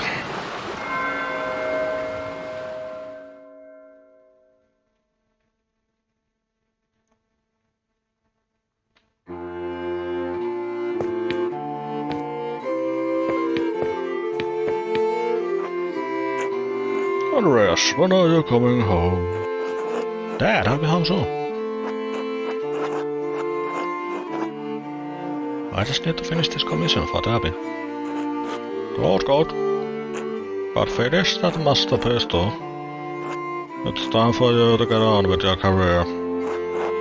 Yes, of course. You're not going to quit this like you quit university, are you? No, of course not. Good. If it weren't for the work I did for the rector, you never would have had the opportunity. Most people never get a second chance after they throw something away like that. I know that. We'll see you when you get back. Sure, alright.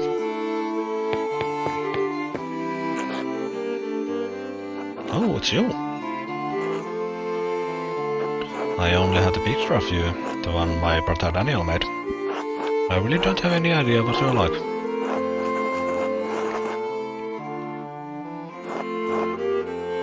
So, what are you like? Please don't imagine me telling you in your own mind. Why? You'll imagine I'm wonderful or imagine I'm horrible. Either way, it's not fair to me, is it?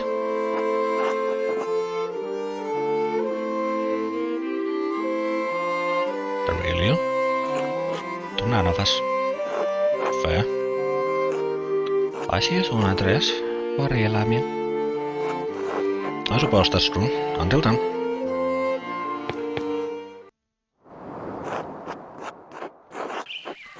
Welcome back, Andreas. It has been too long since I've graced the Scout with your presence.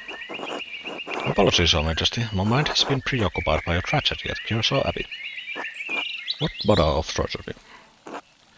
The murder of a nobleman, close friend of the Prince Bishop of Freising. My friend Brother Piero is the abbot's only suspect. I know that he could not have done it. How do you know? Examine your assumptions, my son. In addition to having no motive and violence not being part of his character, he is not physically capable of the act. He is of limited strength and has a palsy in his hand that makes holding a paintbrush difficult. It's inconceivable that he would have the strength and resolve to kill the Baron with a blow to the head. A whole lot of inconceivable shit happens on this hell of an earth, Andreas. I do not deny that it is possible, but I believe it is extremely improbable. So what do you intend to do about it? When I'm brought before the Archdeacon, I'll tell him that what I know about other people who had motives to kill the Baron. I have to believe he'll see it have much more likely suspects than Piero. Why have you taken this task upon yourself?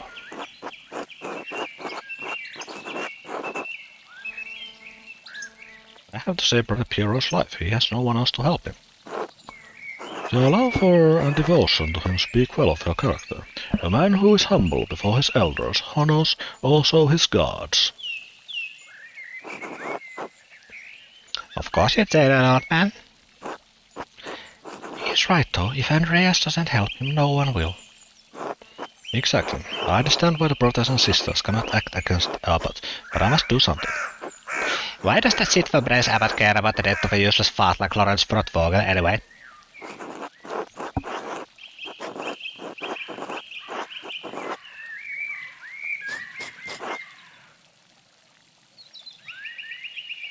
Well, I can't disagree with your assessment of them. I didn't ask you to agree with me, but if you can't think for yourself, you're no better than them, asshole. In any case, Andreas' ability to prevent Piero's death depends on the judgment of the Archdeacon. Wise or foolish, corrupt or just, the Archdeacon will be the first and possibly final arbiter of Piero's guilt. Andreas must win the Archdeacon to his side, using the tools favored by men such as him. Reason? When's the last time you met a man who was truly ruled by reason? Wisdom? Wisdom can be shared, but the audience may not comprehend it. Authority? Despite your talent, you are merely an artist. He has been invested with power by the Prince Bishop of Freising. You have no authority with him. Honesty? You must be honest in all things, Andreas, but many are not willing to accept the truth. And the cost of honesty can be high. If reason, wisdom, authority, and honesty cannot triumph, then what am I left with? Hope. Lies. Truth. Above all, faith in Providence. Well, what do you plan to tell the Archdeacon, Andreas? There were other people in Kearsarge who had motives to kill the Baron. Prior Ferenc feared the Baron would report his occult interests to Inquisitors. How so? Prior Ferenc and the Baron shared a fascination with the occult texts. The Baron was pressuring the Prior into performing a ritual for him while he was visiting Kearsarge. When Ferenc refused, the Baron threatened to turn him into the Inquisition. How did you come by this knowledge? I found written evidence, a letter from Ferenc to the Baron in which he discusses all of these matters. It is a dangerous thing, a monk dabbling in the occult. His very soul could be in danger. Forget the soul, he could have been defrocked, excommunicated, even killed, all for a little curiosity. Better to stay stupid and ignorant, that's what I say, hehe. You're well aware.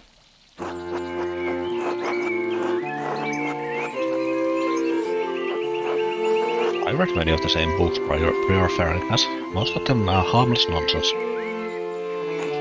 That is not the position of the Church, who views this matter suspiciously in the best of circumstances.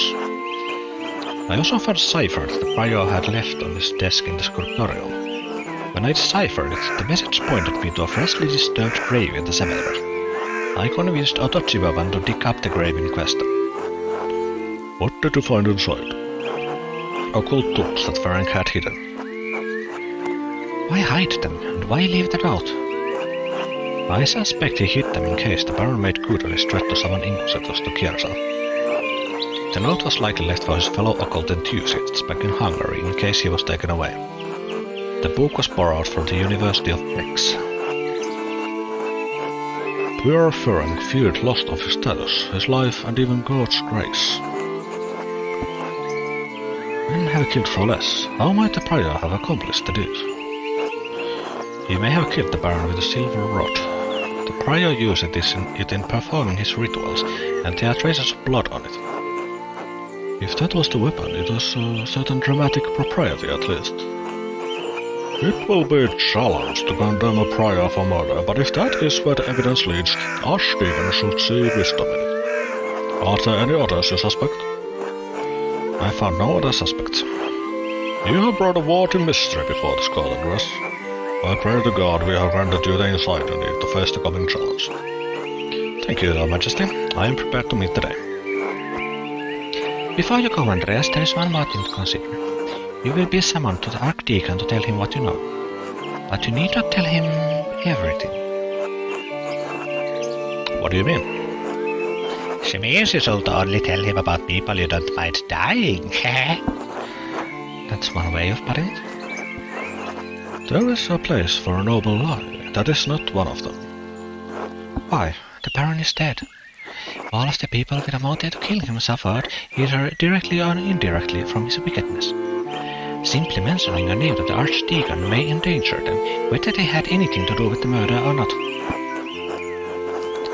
Right, no point throwing everyone waist deep into shit. I protest any attempt at deception, but you must ultimately follow your own conscience, Andres.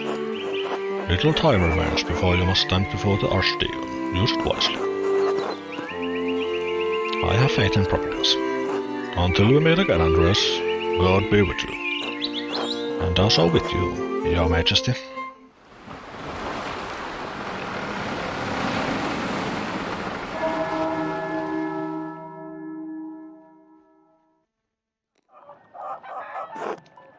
Time to get back to work. Andrea.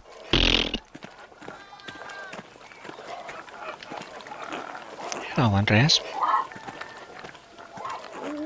Hello, Andreas.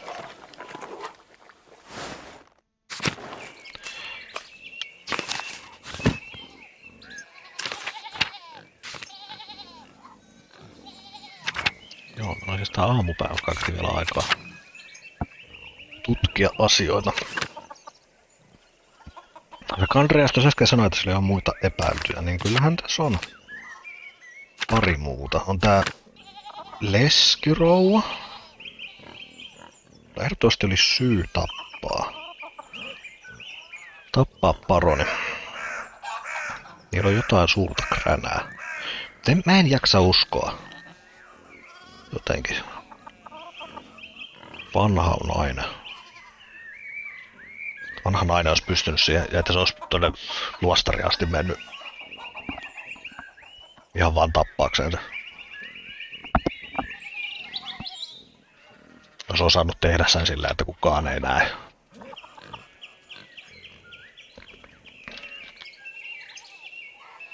Epäilyttäjä. Toinen homma sitten tää muurari, laki. Tätähän mä nyt on muistanutkaan tutkia ollenkaan. Joo, sillä oli kans jotain kränää. Kränää paronin kanssa ja...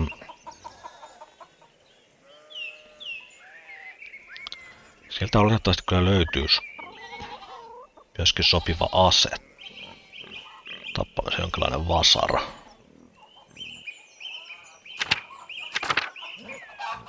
Mutta sitten tietenkin tää koko...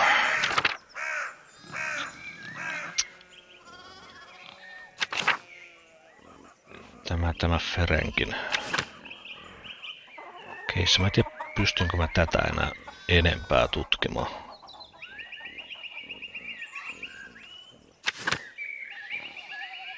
Niin ja sitten tää nunna vielä. It's usually in the prioress house in the convent.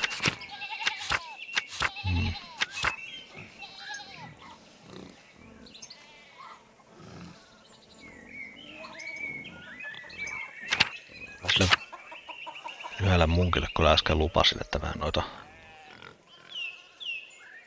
nunnia lähti syyttämään.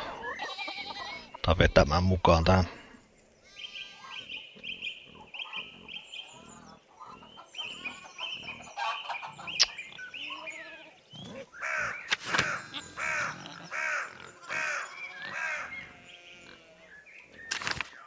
Voisiko siinä on kuitenkin olla jotain?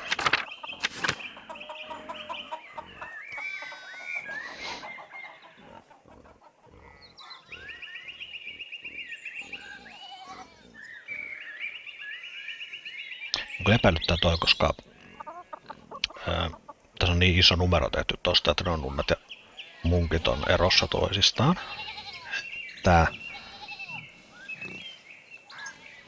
Se tulee jollain tavalla olemaan oleellinen asia.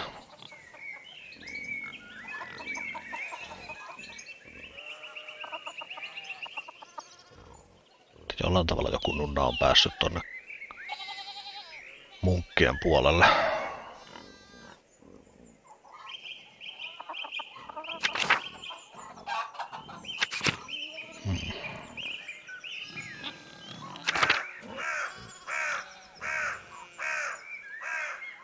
Sitten on se Martin. Se varasti muitakin tavaroita Baronilta, mutta ennen kaikkea sen kirja, mitä se oli tuomassa tänne luostariin.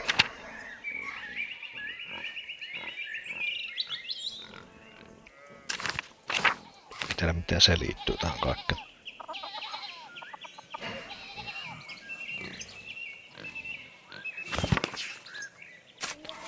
Ehkä mä kuitenkin menen tonne.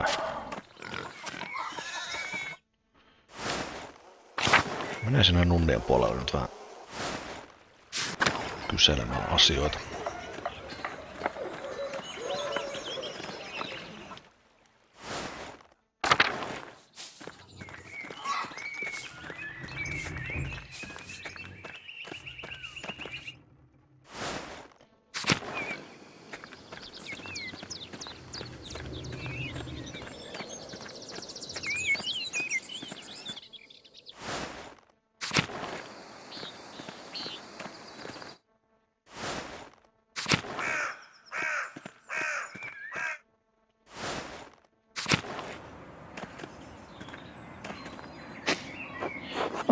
Feverfew.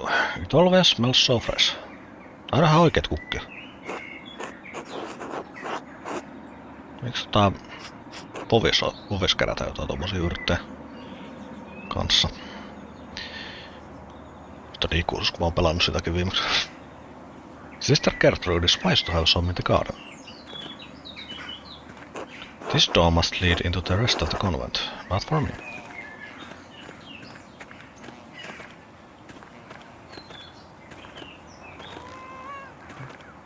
On jotain.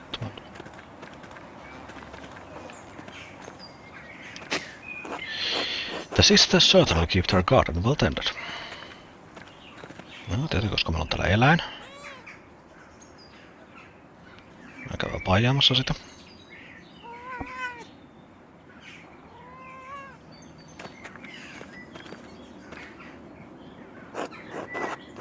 The shovel has blood on the blade. Not normal.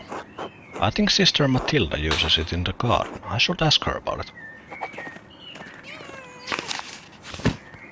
I found a shovel that Sister Matilda uses in the garden. There's blood on it. I should probably ask her about it. Sister Gertrude tries and stores all of her herbs here. Aika näkyvälle paikalle oli tuo lapio kyllä jätetty. Ah, the many-petaled cinquefoil. It grows so easily some consider it a weed. Still, I think it has a certain charm. Dashing is lucky to have so much woundwort naturally growing. I had to buy it back in Nuremberg.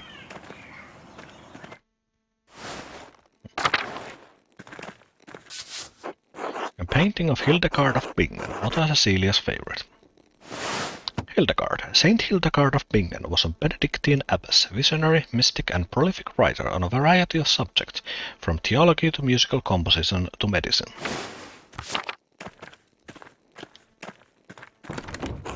The doors into the convent are locked to outsiders. Men at least.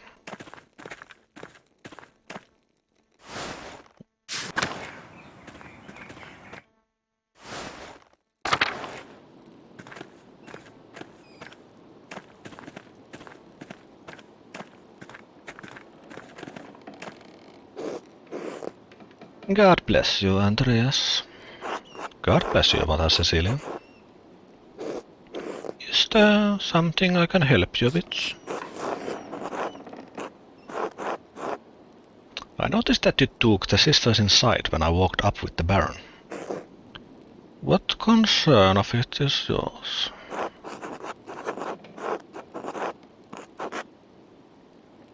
Given that the Baron was just murdered, it seems worth inquiring about the cause. Why? Do you not trust in the Abbot's judgment?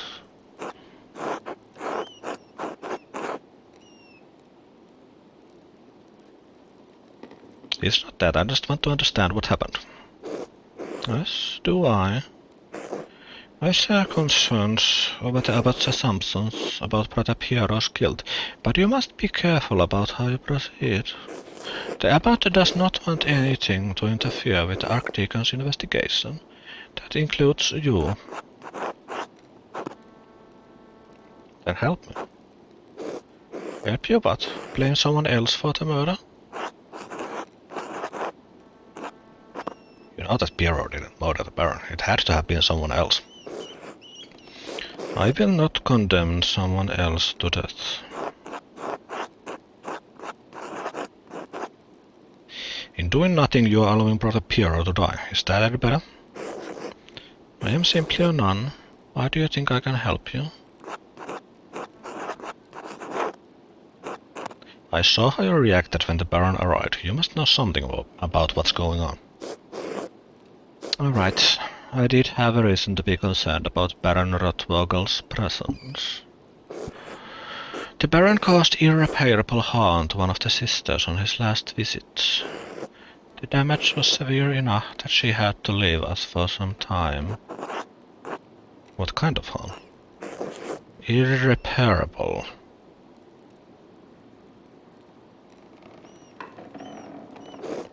That is why I removed the sisters from his presence as soon as I could. Which sister? Can I speak with her? No, Andreas, I don't think that would be appropriate. Laittako se jonkun niistä paksuksi? Alright, this doesn't help me much if I don't know what happened or to whom. I understand this is less information than you likely wanted, but I do not think I can tell you any more in good conscience. Trust me when I say that the victim of this incident could not have killed the Baron. I need more than that. Are there any records on her? Or what happened? Yes, we keep records on all the sisters in the library. Not that it does you any good. You're not allowed. Could I ask Sister Illuminata to see them? She won't give them to you. Our records aren't available for outsiders to look through. Sister Illuminata told me there's a secret entrance in this library. Oh, and do you know where it is? Kertoko se tuollaista? Mä oon jo unohtanut.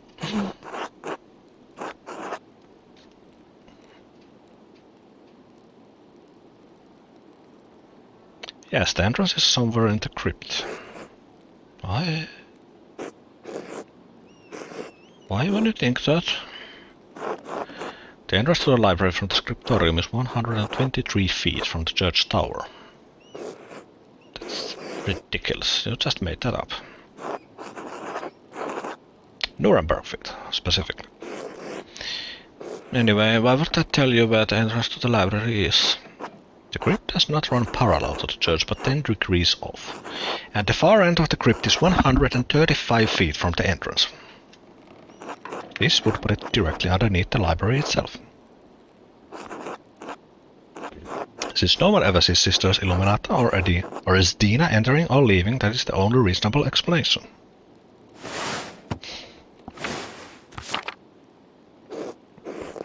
I suppose you think you're quite clever.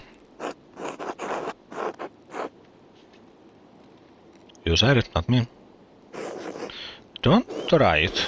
You'll be caught and you'll be lucky if the abattoir banished you from the Abbey until Judgment Day.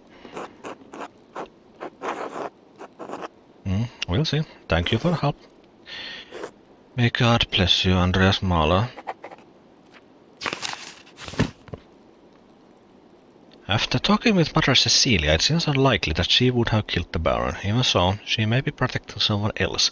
She said that the Baron hurt one of the sisters years ago. There may be records on her in the library. I need to search the library to find out if there are any records on the nun whom Baron Rotvogel harmed.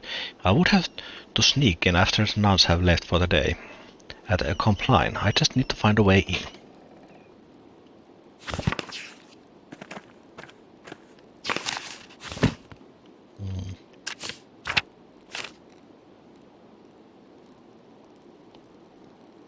Meillä ei taida olla enää aikaa päästä sinne. Odotetaan se kuulustelu tulee jo ennen sitä.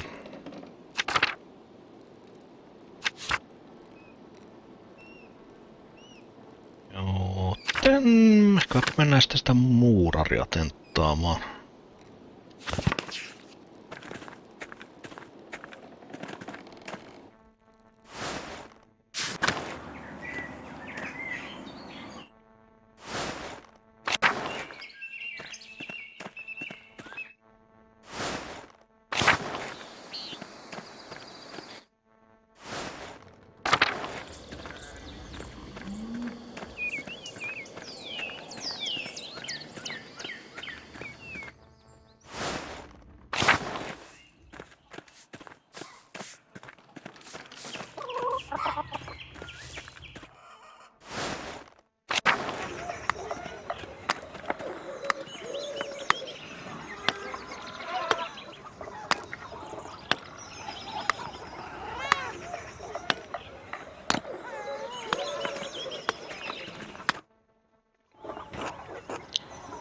Hello, Andreas.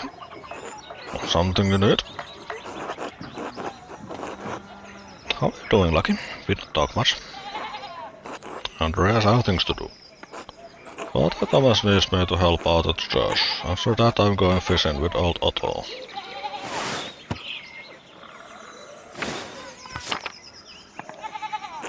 So if you don't need me to repair a wall or a fallen chimney, then leave me be. I can see you're busy, so I'll keep it brief. I'd hope to ask you a few questions about Baron Rotvogel. No. Why not? I don't want to. You're a grown man, that should be reason enough. I saw you shouting at the Baron when he arrived in Tassing. What was that about? Get it through your bubble-stuffed head. I'm not talking about Rotvogel. If you had no part in his death, you shouldn't mind answering a few simple questions about him. Think I'm stupid.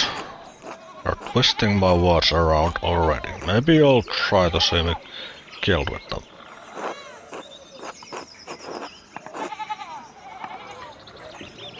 Lucky already told me he didn't want to talk about Lawrence. But it's clear they argued over something important, or Lucky wouldn't be so hostile. Lucky is known to be an honest man. Maybe I can push him just a little more.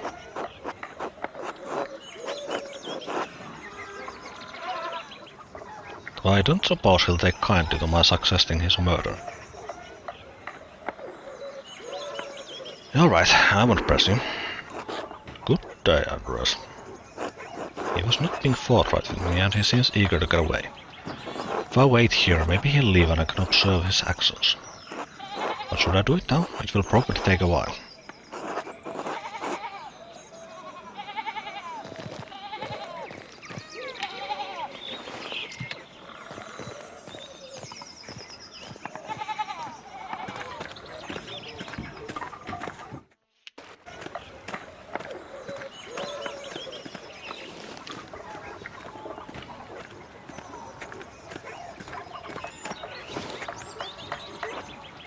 Oh, there is something that have with the Zimmerman's basin.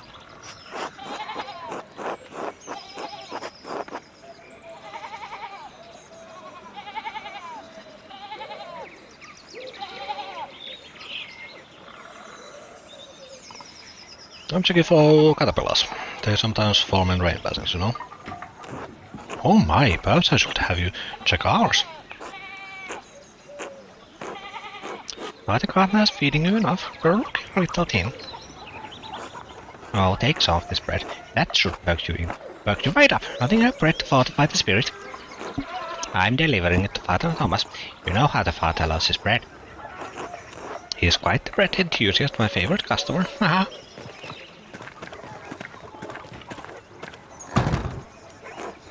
You should come by the bakery more often, Andreas. Anna would love to see you. It's so cute when she tries to steal your hat. Se onnistuu jo varastamaan.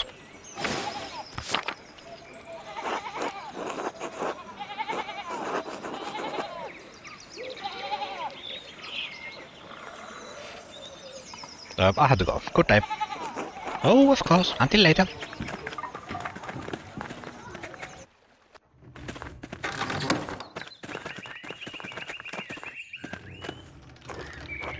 Vasta maalaa. Here you are finally at church and it's not even Sunday. Afternoon. Have you seen Lucky? He's over in the churchyard somewhere. Left in stones. Why do you ask?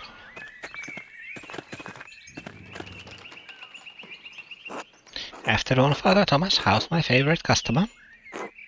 Ah, great. You know I can't live without the rye. You're too kind. Please enjoy it with my well wishes. I should be off. Be well, you know.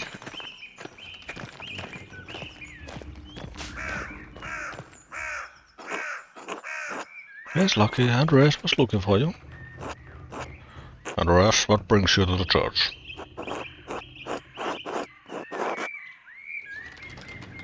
I'm just out for a walk. Got to enjoy the fresh alpine air. You can do that anywhere in Tassing. Why are you doing it here? Are you following me, Andreas? Yes. Damn it, I told you to leave me alone. Lucky, leave the man be. He and I were talking about the church. All is well. Now tell me, how's my phone? Oh. The damage is not difficult to repair. I can do it next week, and I can put the fallen stones back up now.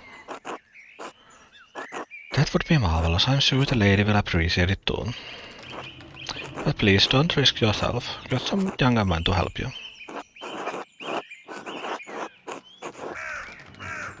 Need a hand, Lucky?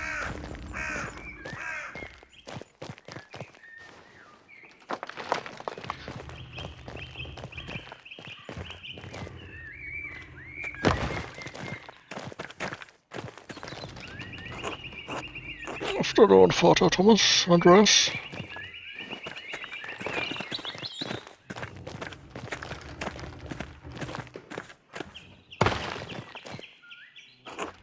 Okay, see you soon. Don't work too hard, okay?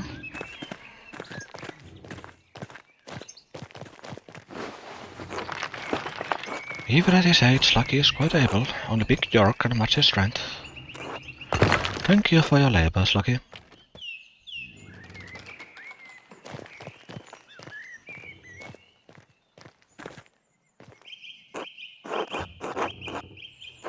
Tell me, Father Thomas might know where the men go fishing. But if I ask him, he'll know I actually am following Lucky, which he could tell Lucky later.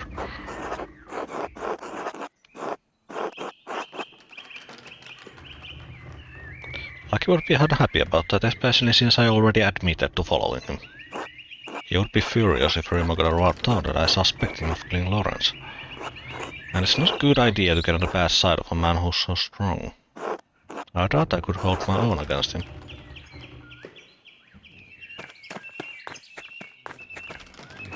So, goodbye.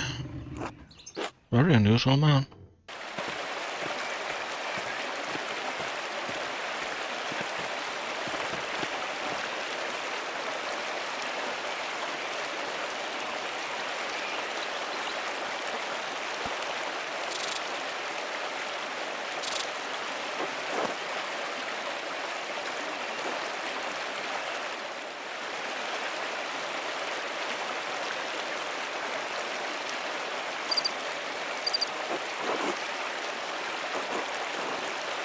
Not that at all. What was too loud? I can't hear much.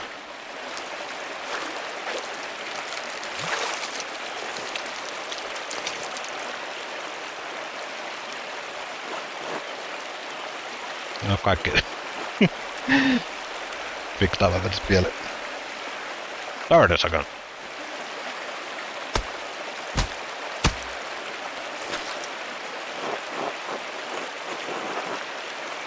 I suppose it's better than letting them suffer.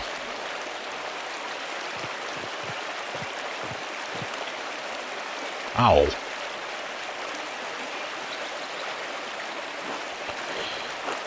Must be some noise return though.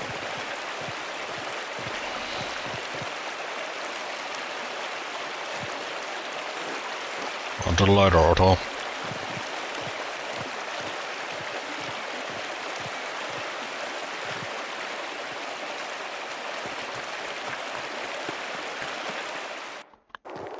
Se menee ihan vituiksi.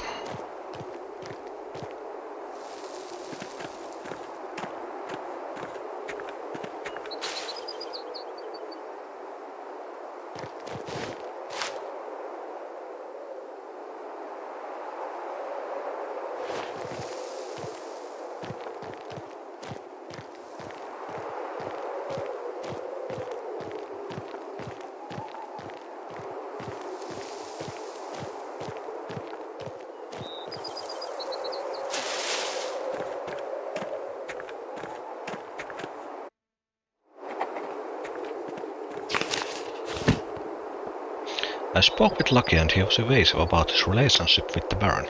I should follow him to see if I can learn anything more. Nothing's old salt mine. Now the town made money before the Imperial Road opened up. Imperial Road, also called the Via Imperii. The Imperial Road links Venice in the south with Stettin on the Baltic Sea in the north. It passes through Verona, Innsbruck, Nuremberg and many other cities along the way. It also brings thousands of travelers to Tassing and Kiersau every year.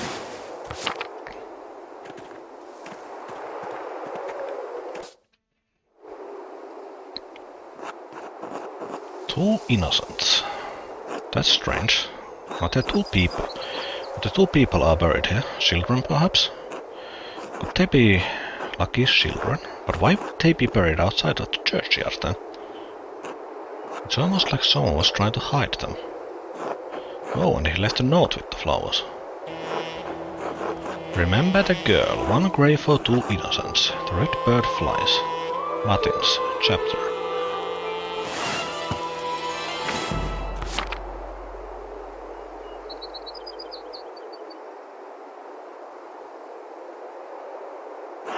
Very similar to the other note I found, as well as the note Brother Florian found with the Baron's body.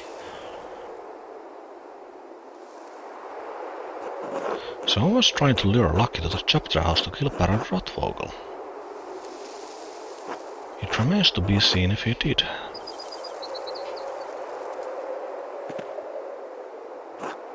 Damn, I've lost Lucky. This grave does seem important to him, but could it be motive enough for him to kill Lawrence? I won't know until I figure out who's buried here.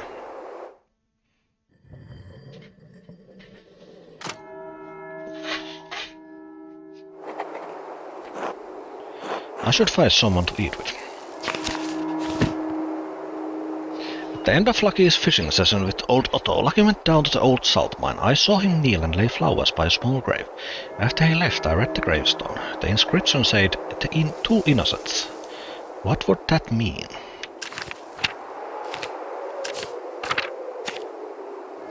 Old Otto Zimmerman, carpenter and father of Otto, suffered a stroke several years ago, so his son has taken over much of their business. Lives next to the town commons.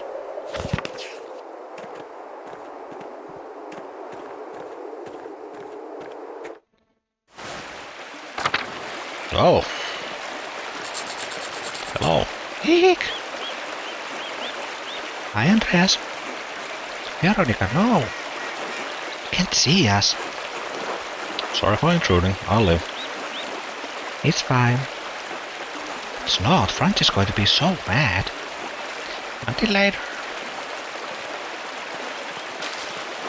The waterfall must flow down from the snowmelt in the fountains above the abbey. Rotten and full of bugs. No wonder Otto hasn't split it up.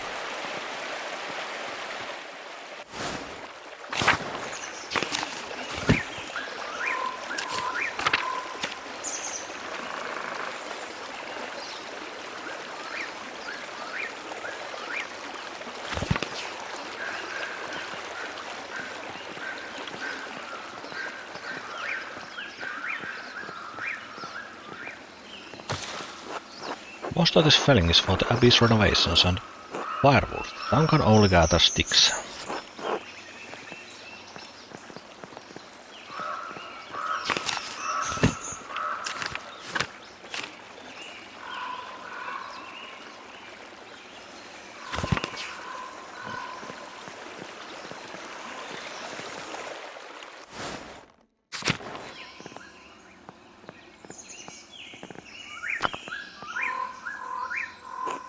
Carving of Saint Satian. It looks quite old. Saint Satian, one of Tassing's patron saints. Satia was a local pagan who converted to Christianity and miraculously aided Saint Moritz's soldiers with food in the dead of winter. She was martyred for her actions.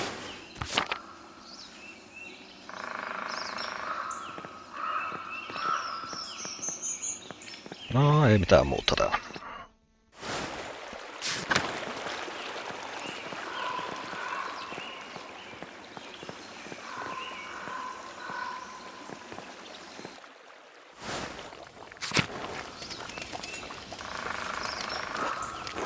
Oh, Master Bella? Yes? We met once before, I think. You were drawing something by the waterfall. Smokey. Well, I don't know what people call me Smokey. You're the charcoal burner. Yes, I have to stay out of here in the forest till killed.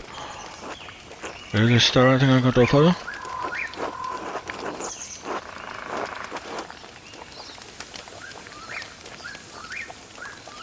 No, just my friend.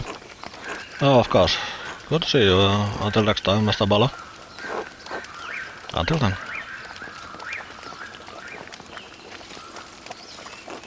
Wow. Huh, I see you around here. Who are you? The executioner. Got a problem? There's Richard, if you care to know. Andreas Palmer. Right. What do you want? Just saying hello. How charitable of you. Most folks would be seen talking to an executioner.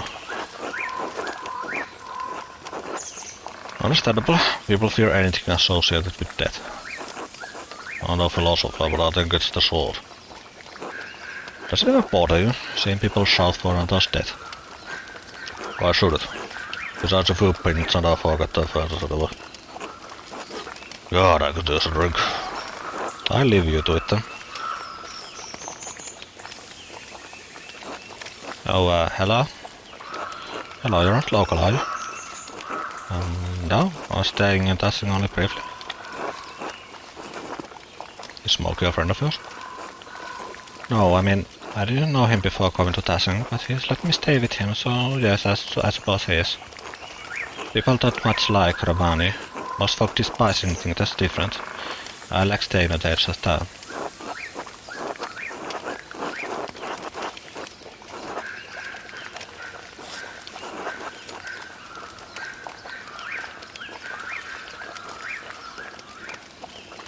Different is merely different, not better or worse.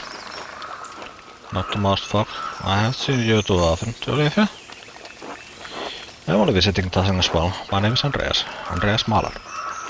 Oh, you're the artist, staying up at Abbey. It's nice to meet you. Most folk in Tasing don't come down here to talk. Oh, right, I'm Václav, a traveling tinker. I travel from place to place. Shop at knives, mend small things, need painting, that sort of thing.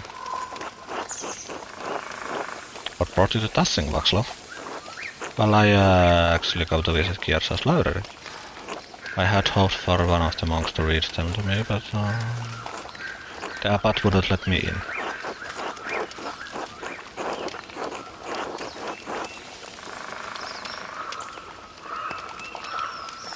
No one's allowed inside the library except the sisters. I'm not surprised they turned you away. What were you looking for? Well, I explained it. I was looking for a text about the elements. If they're primordial, as Aristotle says, then God didn't create them. They exist with him since the dawn of time. But Genesis clearly says that the Lord created the heavens and the earth. Well, yes, but the elements themselves had to exist for the Lord to create something from them. Even the earth is mentioned in Genesis when the earth was formless and void.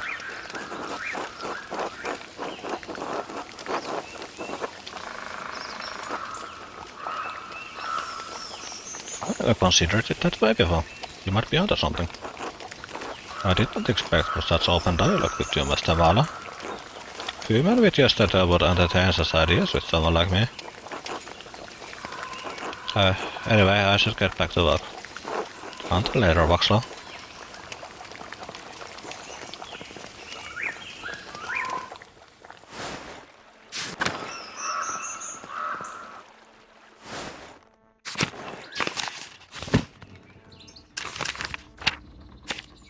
Richard Scaff, executioner employed by Jacob Estler to assist in the investigation of the murder of Lawrence Rothvogel. Adam Smokey Curler, charcoal burner for Tasing and Kierso. Smokey lives in the woods between the town and the abbey. Václav, family name unknown, a Romani traveler who has been staying in the woods with Smokey for a few weeks. He helps Smokey with the charcoal burning and does odd jobs for the townsfolk.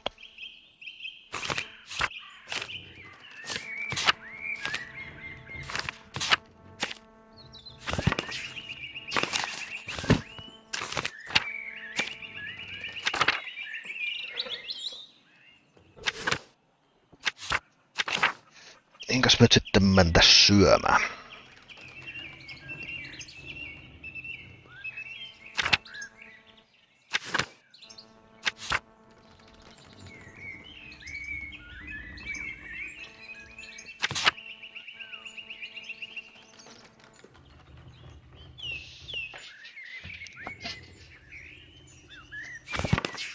Mä käyn tuolla...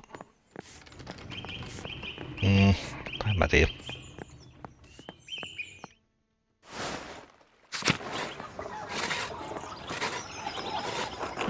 Andreas, get with dinner with me and Otto. No mikä ette?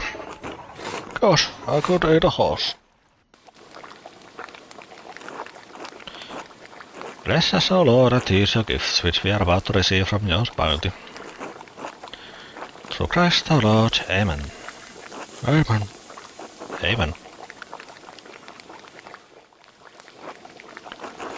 How are you feeling today, Dad? Hand's been killing me, back's been killing me, but dad's knees been killing me. Give us some advice, boss. Don't get old. Is there some way I could help? I'm not as educated as Dr. Stolz, but I studied medicine in university. I already talked to that fraud for all the good it did. I'd be better off talking to a priest these days. Only relief coming my way is death. I suspect a farmer's fate. Ages you beyond your years. Just look at my boy here. Works too hard, he does.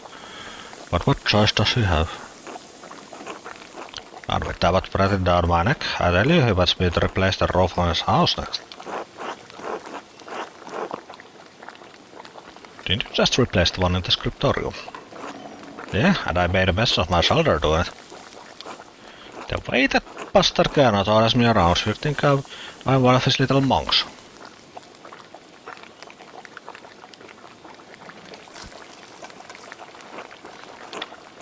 He walks you like a dog and says it for the glory of the Lord. It's not right.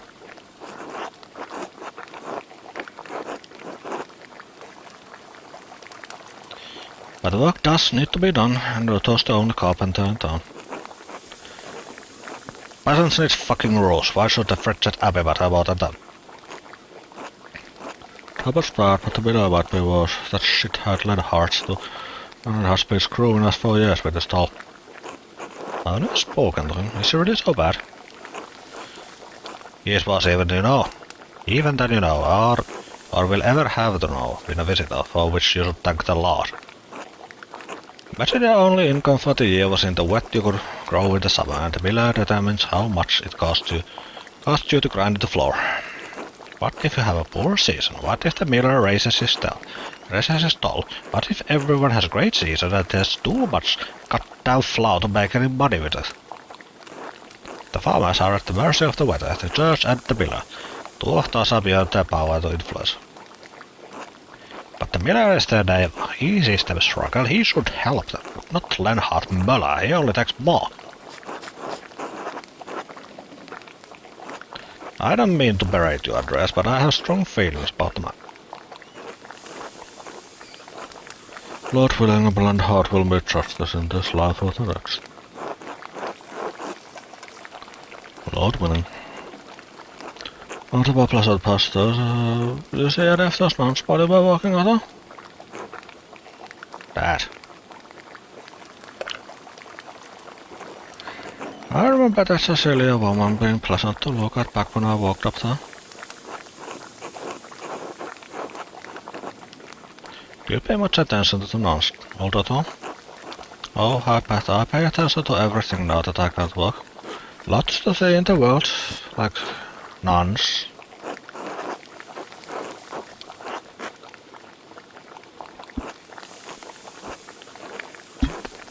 Got our pretty sisters up there as well. Sometimes they catch the wrong man's eye. Shame what happened to that one a while back. Glad she came back though. What happened? Which sister? Oh, it's a sad story, not our place to share. Least of all because we not had the details. Mother Cecilia would know that not that she's likely to tell you. And so Mama Cecilia. But that big evil of hers, big veil of hers is full of secrets. She hinted that the Baron had hurt one of the sisters years ago. She wouldn't tell me anything else. That figures. She probably doesn't want any of the about dirty secrets getting out into the world. I think she knows something about the Baron's death. She keeps a keen eye over that abbey, that's for certain. Not much happens there that she doesn't know about. You've already heard all of those secrets since we've been to the spinning beam. Right, listening to those women gossiping enough to send anyone running. Hi son, I need to lay down. Why don't you say goodbye to your friend here? Sorry Andreas, the old man needs his rest. Of course, thank you for having me. Sure, of course. Jacob has arrived. I need to go to the chapter house to meet with the Archdeacon.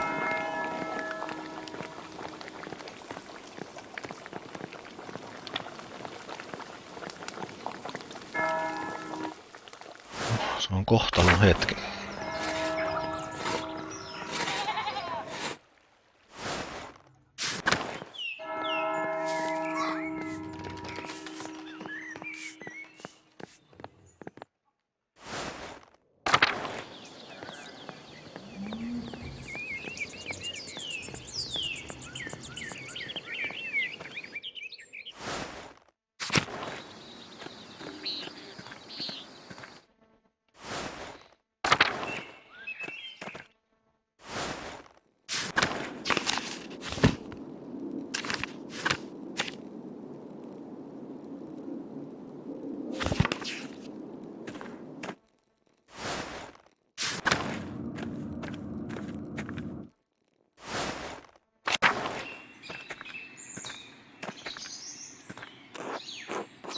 God bless you, Andreas.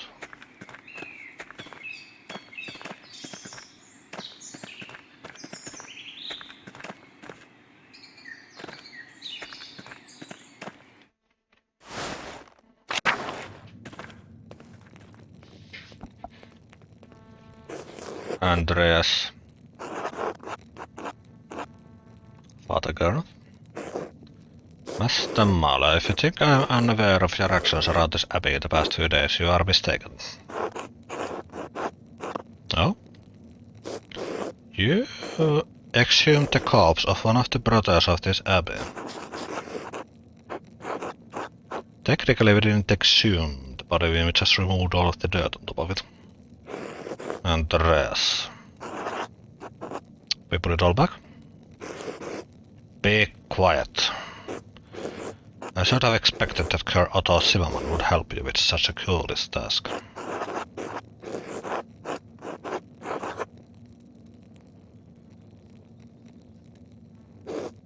You'll pay for his role in the subsidiary in due time. Now then, for all your meddling, you will not be welcoming Kershaw after your commission is completed.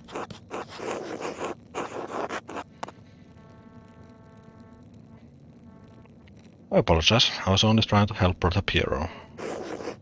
It's too late for apologies. Your days of interfering in the daily life of this abbey will end.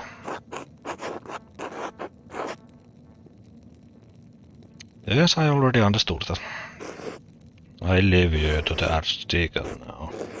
Try not to perjure yourself. God save you, Andreas Milo.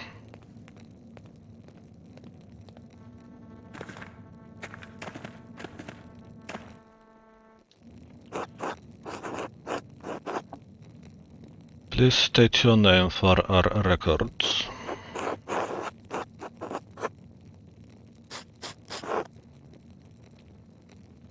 Andreas Mahler, artist, recently of Venice.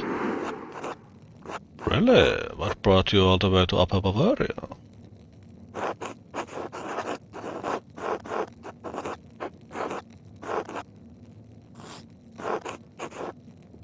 I heard the Abbey had some wonderful books. When I learned that they had need of an artist, I decided to stay a while. Very well, thank you. Arnold, please write that down. I think we're ready to begin. Of course, Your Reverence. Now then, Master Marlowe, what was your relation to Lawrence, the Baron Rothvogel? I only knew him for a day, but we were on friendly terms. Do you feel you had a sense of him as a person? No, Your Reverence. That is unfortunate, but I'd like you to try to characterize the man for me.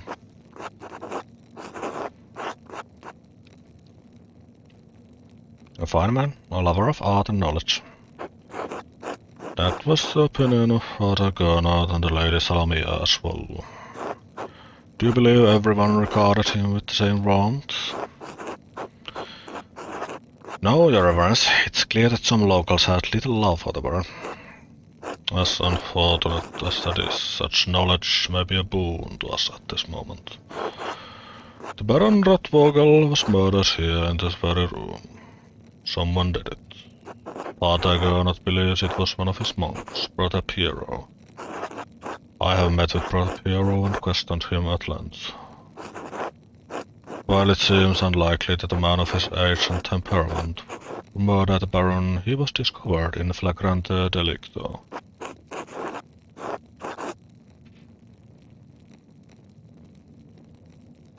Piero had reasons to resent the Baron. The loss of his work, the insistence on discussing the writings of the troublemaker from Wittenberg. And as for his age and infirmity, I myself have read of many cases in which a man of modest strength succumbs to the temptations of the devil. Once seized by a devilish fever, the poor sinner gains an infernal power that allows him to inflict grievous wounds, sometimes fatal. What I am saying is that in spite of the curious circumstances, Brother Piero is the most plausible perpetrator of this most vile act. I understand that you are on friendly terms with Brother Piero. You also interacted with the Baron both in the town and the Abbey. Did you witness anything that suggests someone else could have murdered Baron Rothvogel?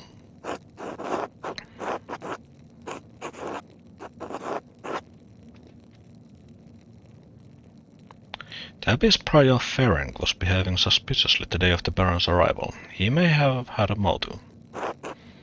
That is an extraordinary claim, Andres.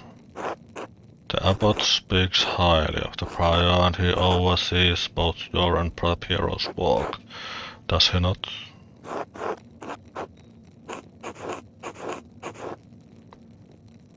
Yes, but Prior Ferenc's role in the scriptorium has little bearing on his motive. An extraordinary claim requires extraordinary evidence for me to take it seriously. Why should I take the word of an artist over a respected officer of this abbey? I can provide evidence of Prior Ferenc's motive. Please do so.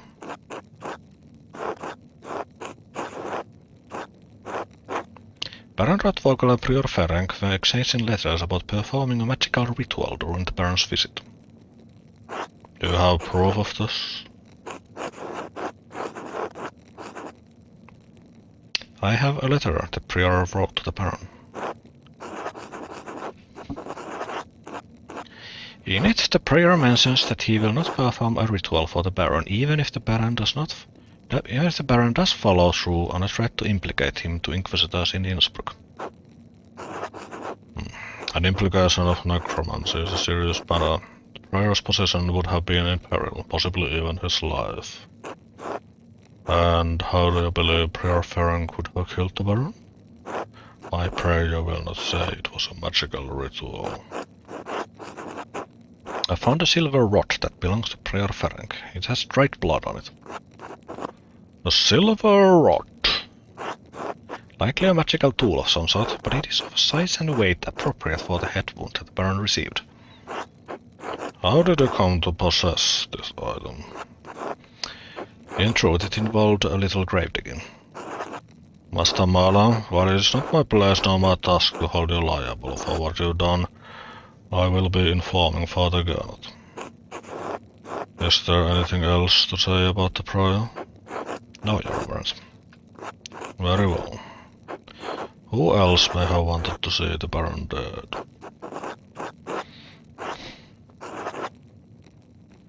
Lucky Steinauer argued with the Baron. Who is Lucky Steinauer? I don't believe his name has come up during our questioning. The town stonemason. Alright. What's the connection between the town stonemason and the nobleman from Worms? I had at least 3 farmers in the village, so Lucky arguing with the Baron when he came to town. About what? I don't know, but the argument was heated. Eddie and Veronica Bayerin witnessed it. You mentioned the third witness. Yes, Martin Bauer. Unfortunately... Yes, the boy fled. Still we will question the women about what they saw. And how do you propose that this stonemason killed the Baron?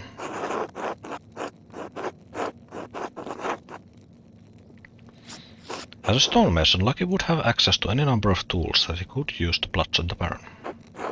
Have you found such a tool?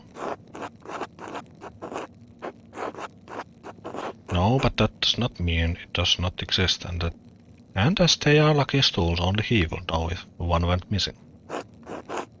A fair point, Master Mala, but the fact remains it has yet to be found. True, in any case that is the extent of my knowledge about Lucky Steinauer, Your Reverence. Is there anyone else you can think of who may have wanted to harm the Baron? A local thief, Martin Bauer. Yes, his name has come up in my inquiries. My understanding is that he absconded with some of the Baron's valuables. Arnold?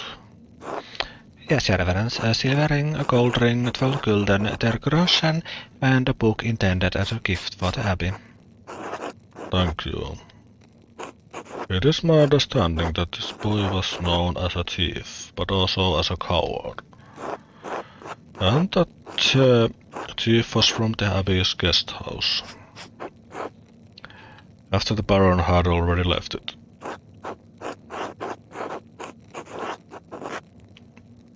Even so, it's still possible that he could have committed the murder, Your Reverence. Yes, it's possible, but very unlikely in my judgment. I am not treating him as a serious suspect for the Baron's murder at this time. Who else may have wanted to see the Baron dead? I can think of no one else who could have caused to harm the Baron, Your Reverence. Very well. Are you aware of anything else that might shed some light on this case? Has Brother Florian told you about the note he found in the Baron's clothing? Yes, Brother Florian explained how he came to find it and told me its contents. Master Adeliager has entered his testimony in our register. I don't understand the implications. Who is the innocent? It's not clear to me either, Your Reverence. Do you believe the murderer wrote it? Whoever wrote it was a talented scribe. I understand Kiershaw has two, the elder brother Eiduk and the younger brother Guy. Be frank, Your Reverence, neither man has the skill to write in this way. There's something else about it too. The style is just different. It's unlike Eiduk and Guy's writing, unlike mine. Something about the way the first and second strokes meet on the A and G. Yes, well, whatever the particulars, it seems it will remain a mystery that stands apart from the commission of the murder.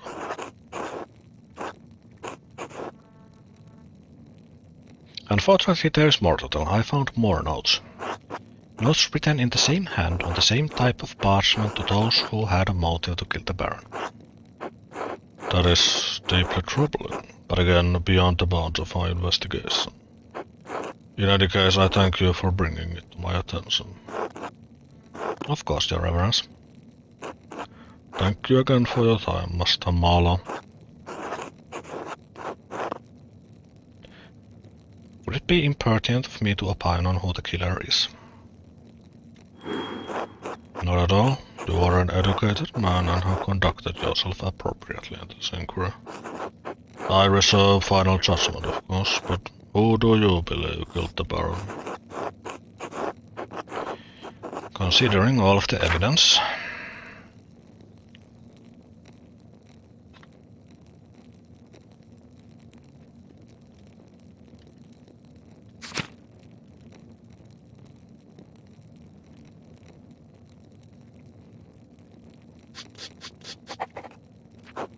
Prior Ferenc, Your Reverence.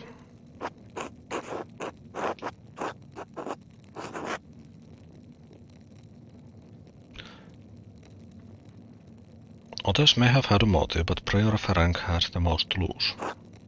Noted. Your contributions to this inquiry are appreciated. Thank you for your time and candor.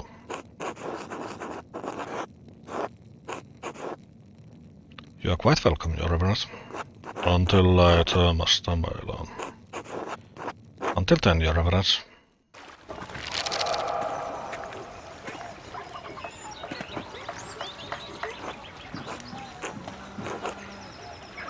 Andreas, I didn't think you were coming to this.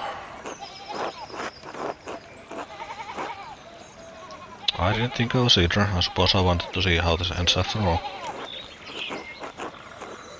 It was the Prior of the Abbey, if you can believe it. Did you ever talk with him at the Abbey, Andreas? You missed the trial, Andreas. That Archdeacon read all of the charges and found him guilty.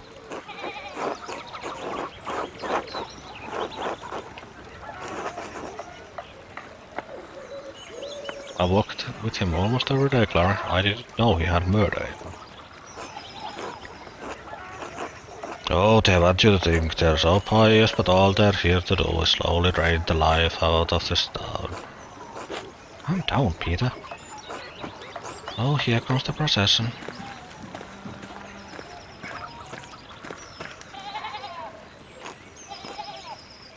Did I miss anything? No, you're fine.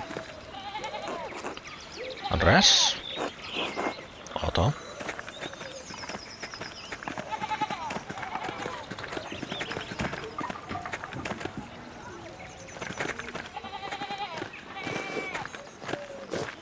Cactus Day, Vitalis Pekka. I didn't do this level. Vitalis Pekka, Monday Miserere Nobis. Can't be happening, this can't be happening!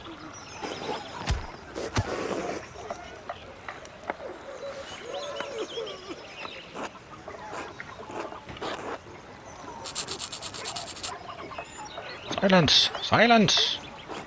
I order the executioner to carry out his duty. I warrant him peace and safe conduct, whatever may befall him.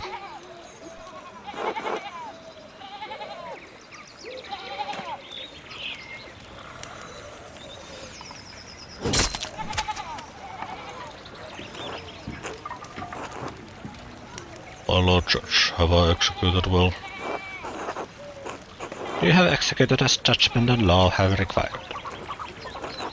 For that I thank God and my master who has taught me such art.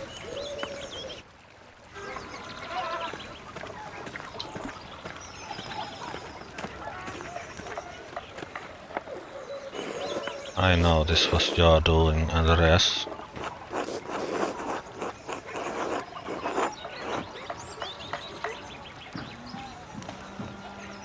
Take it off with the Archdeacon, it has nothing to do with me. The Archdeacon wouldn't have reached his verdict without your testimony. I read it. I didn't say anything that wasn't true. You are no longer welcome at Kiersau, Andreas Baller. I will send you a final payment to the Gärtners. May you have a long and successful career in Nuremberg, and may you never travel this way again.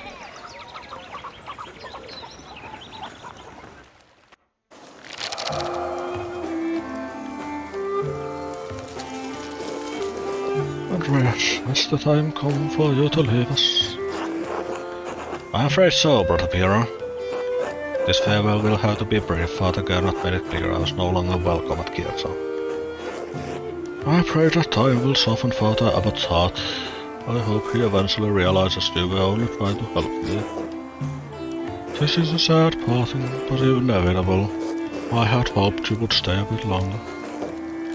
But the world needs you more than Kiersau does. You have grown beyond this old abbey and become a master in your own right. I will miss you, my son. As I will you. Come, the masterpiece is complete. May I see it one last time before you go? Please, I value your assessment. The opinion of one old monk matters little. All the same, I am excited to see it finished at last.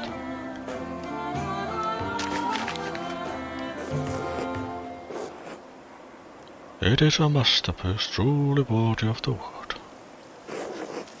And it appears you took my advice to heart. What advice was that? To put yourself into the work, not just to interpret another artist's work, but to transform it into something true.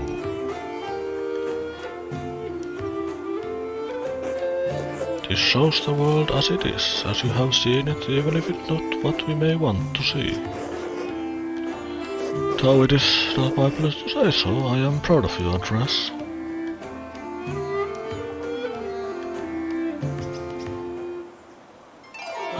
What's this? A scrap of parchment? Do not return here. A warning?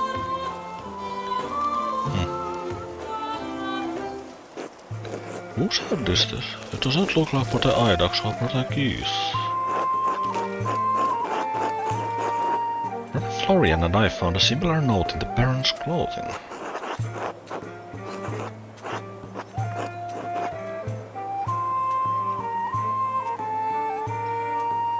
Someone was trying to manipulate him into going to the chapter house in the middle of the night.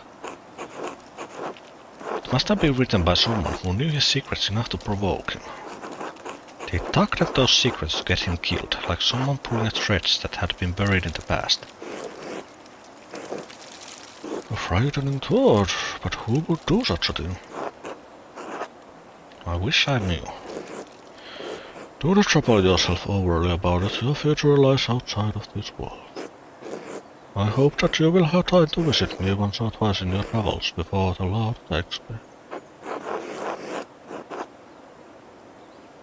No, mä oon kyllä tervetullut tällä, että I'll come as often as I can, assuming Father Garrett doesn't forbid it. We must have faith that better days lie ahead for all of us. God bless you, Andreas Mahler. Thank you for your friendship. Until next time.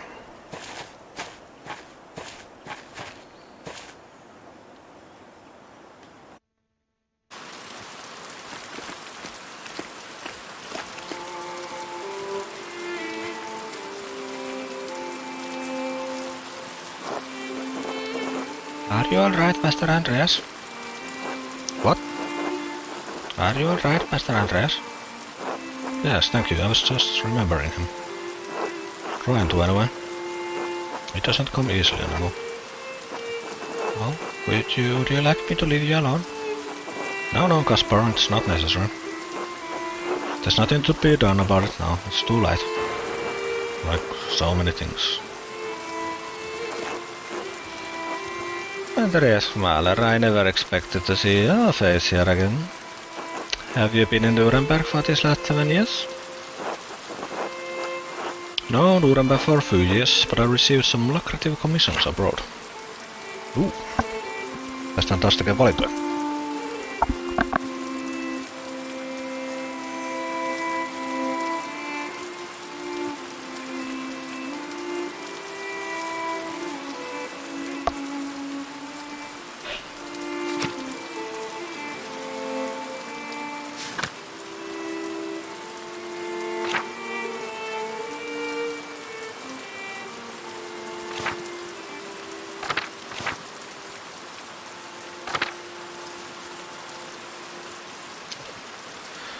Mitä tavallaan lautu englannissa? I was in London mostly.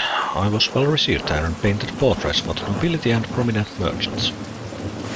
London, the capital of England and center of new religious strife between its king Henry VIII and the Church.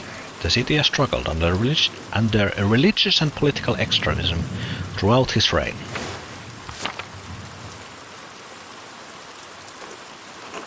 Did you encounter any Jews among your clients? No, though there was a rumor of a home for Jewish converted Christianity in the city. Why? I had heard of a handful of physicians naturalized as citizens after the expulsion. I wondered if they might have found a home in England after their recent ejections from Portugal and Navarre. I'm surprised to care at all. In spite of your extensive travels and success, you are still not welcome at Kiev. The abbot hasn't forgotten what happened. 7 years isn't all that long. I simply wanted to pay my respects to an old friend. Surely you understand that. I understand why Father Abbot expelled you from the abbey. What were you expecting? A hero's welcome?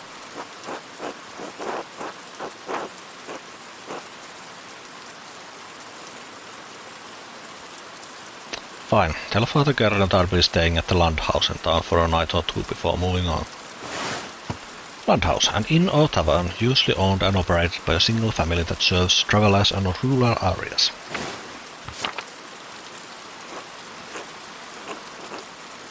Golden Hand? I'll tell him, but I can't imagine he'll care. Why is he so rude? God bless you. Now be off.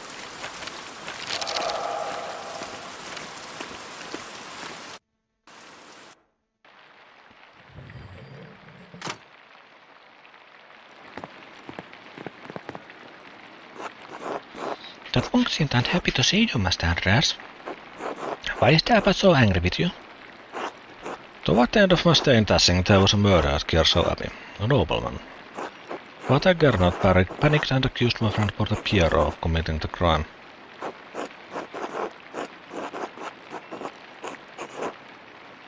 I helped convince the investigating archdeacon that another monk was responsible, Pierre Ferenc. He was executed for the crime. You got someone killed?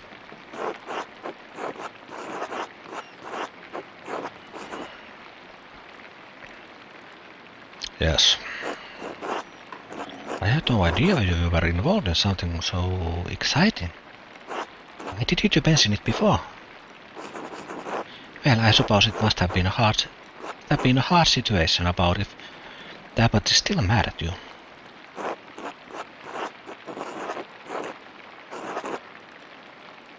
I had to make some difficult choices. Maybe they were the wrong ones. I had to live with that. Why did we come here if you're not welcome? I wanted to pay my respects to Brother Piero. And, to be honest, I'm not looking forward to returning to Nuremberg.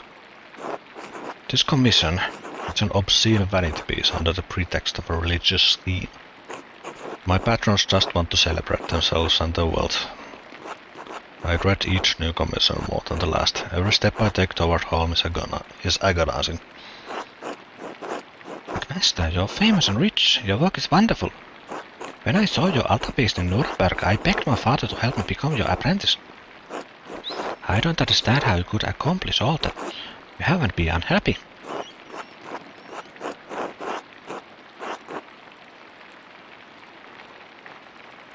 I know, it must be hard to believe.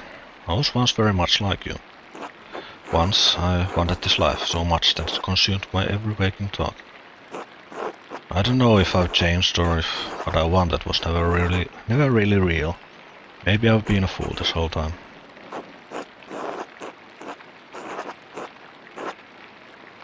I want life as an artist to be better for you, Caspar. Learn from my mistakes, alright? Alright. Yes, Master Andreas. I shouldn't be burdening you with such dark thoughts, Caspar. Come, let's visit my old friend Klaus. It's been too long. As you like, Master Andreas.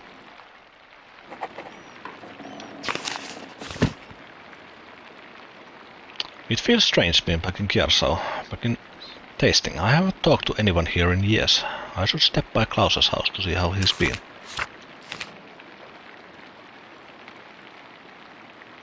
Andreas has absorbed some concepts of Christian mysticism via the heretical book he found in Kiersau's scriptorium. He's continued his studies with other translated texts as he has found them.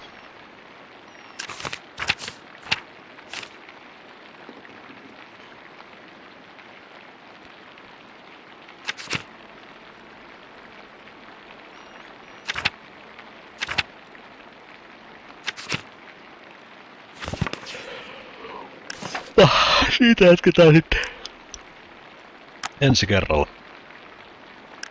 Milloin tämä ensi kerta on, niin en uskalla sanoa. Ehkä jo huomenna. Jos mä siinä illalla jaksan striimata.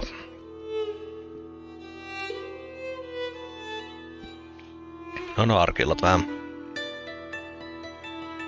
vähän kysymysmerkki. Niin tossa joo niin siis jos mä huomenna striimaan, niin kyllä se on siinä iltapäivästä oikeastaan.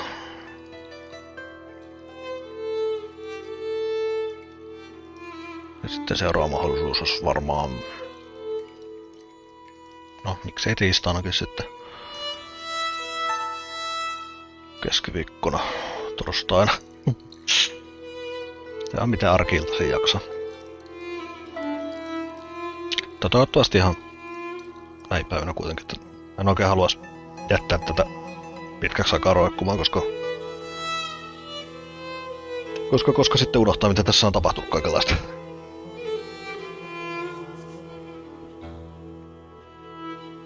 Mutta nyt kiitoksia mukana olleille ja hyvää alkavaa viikkoa. Ja sellainen. Hei hei.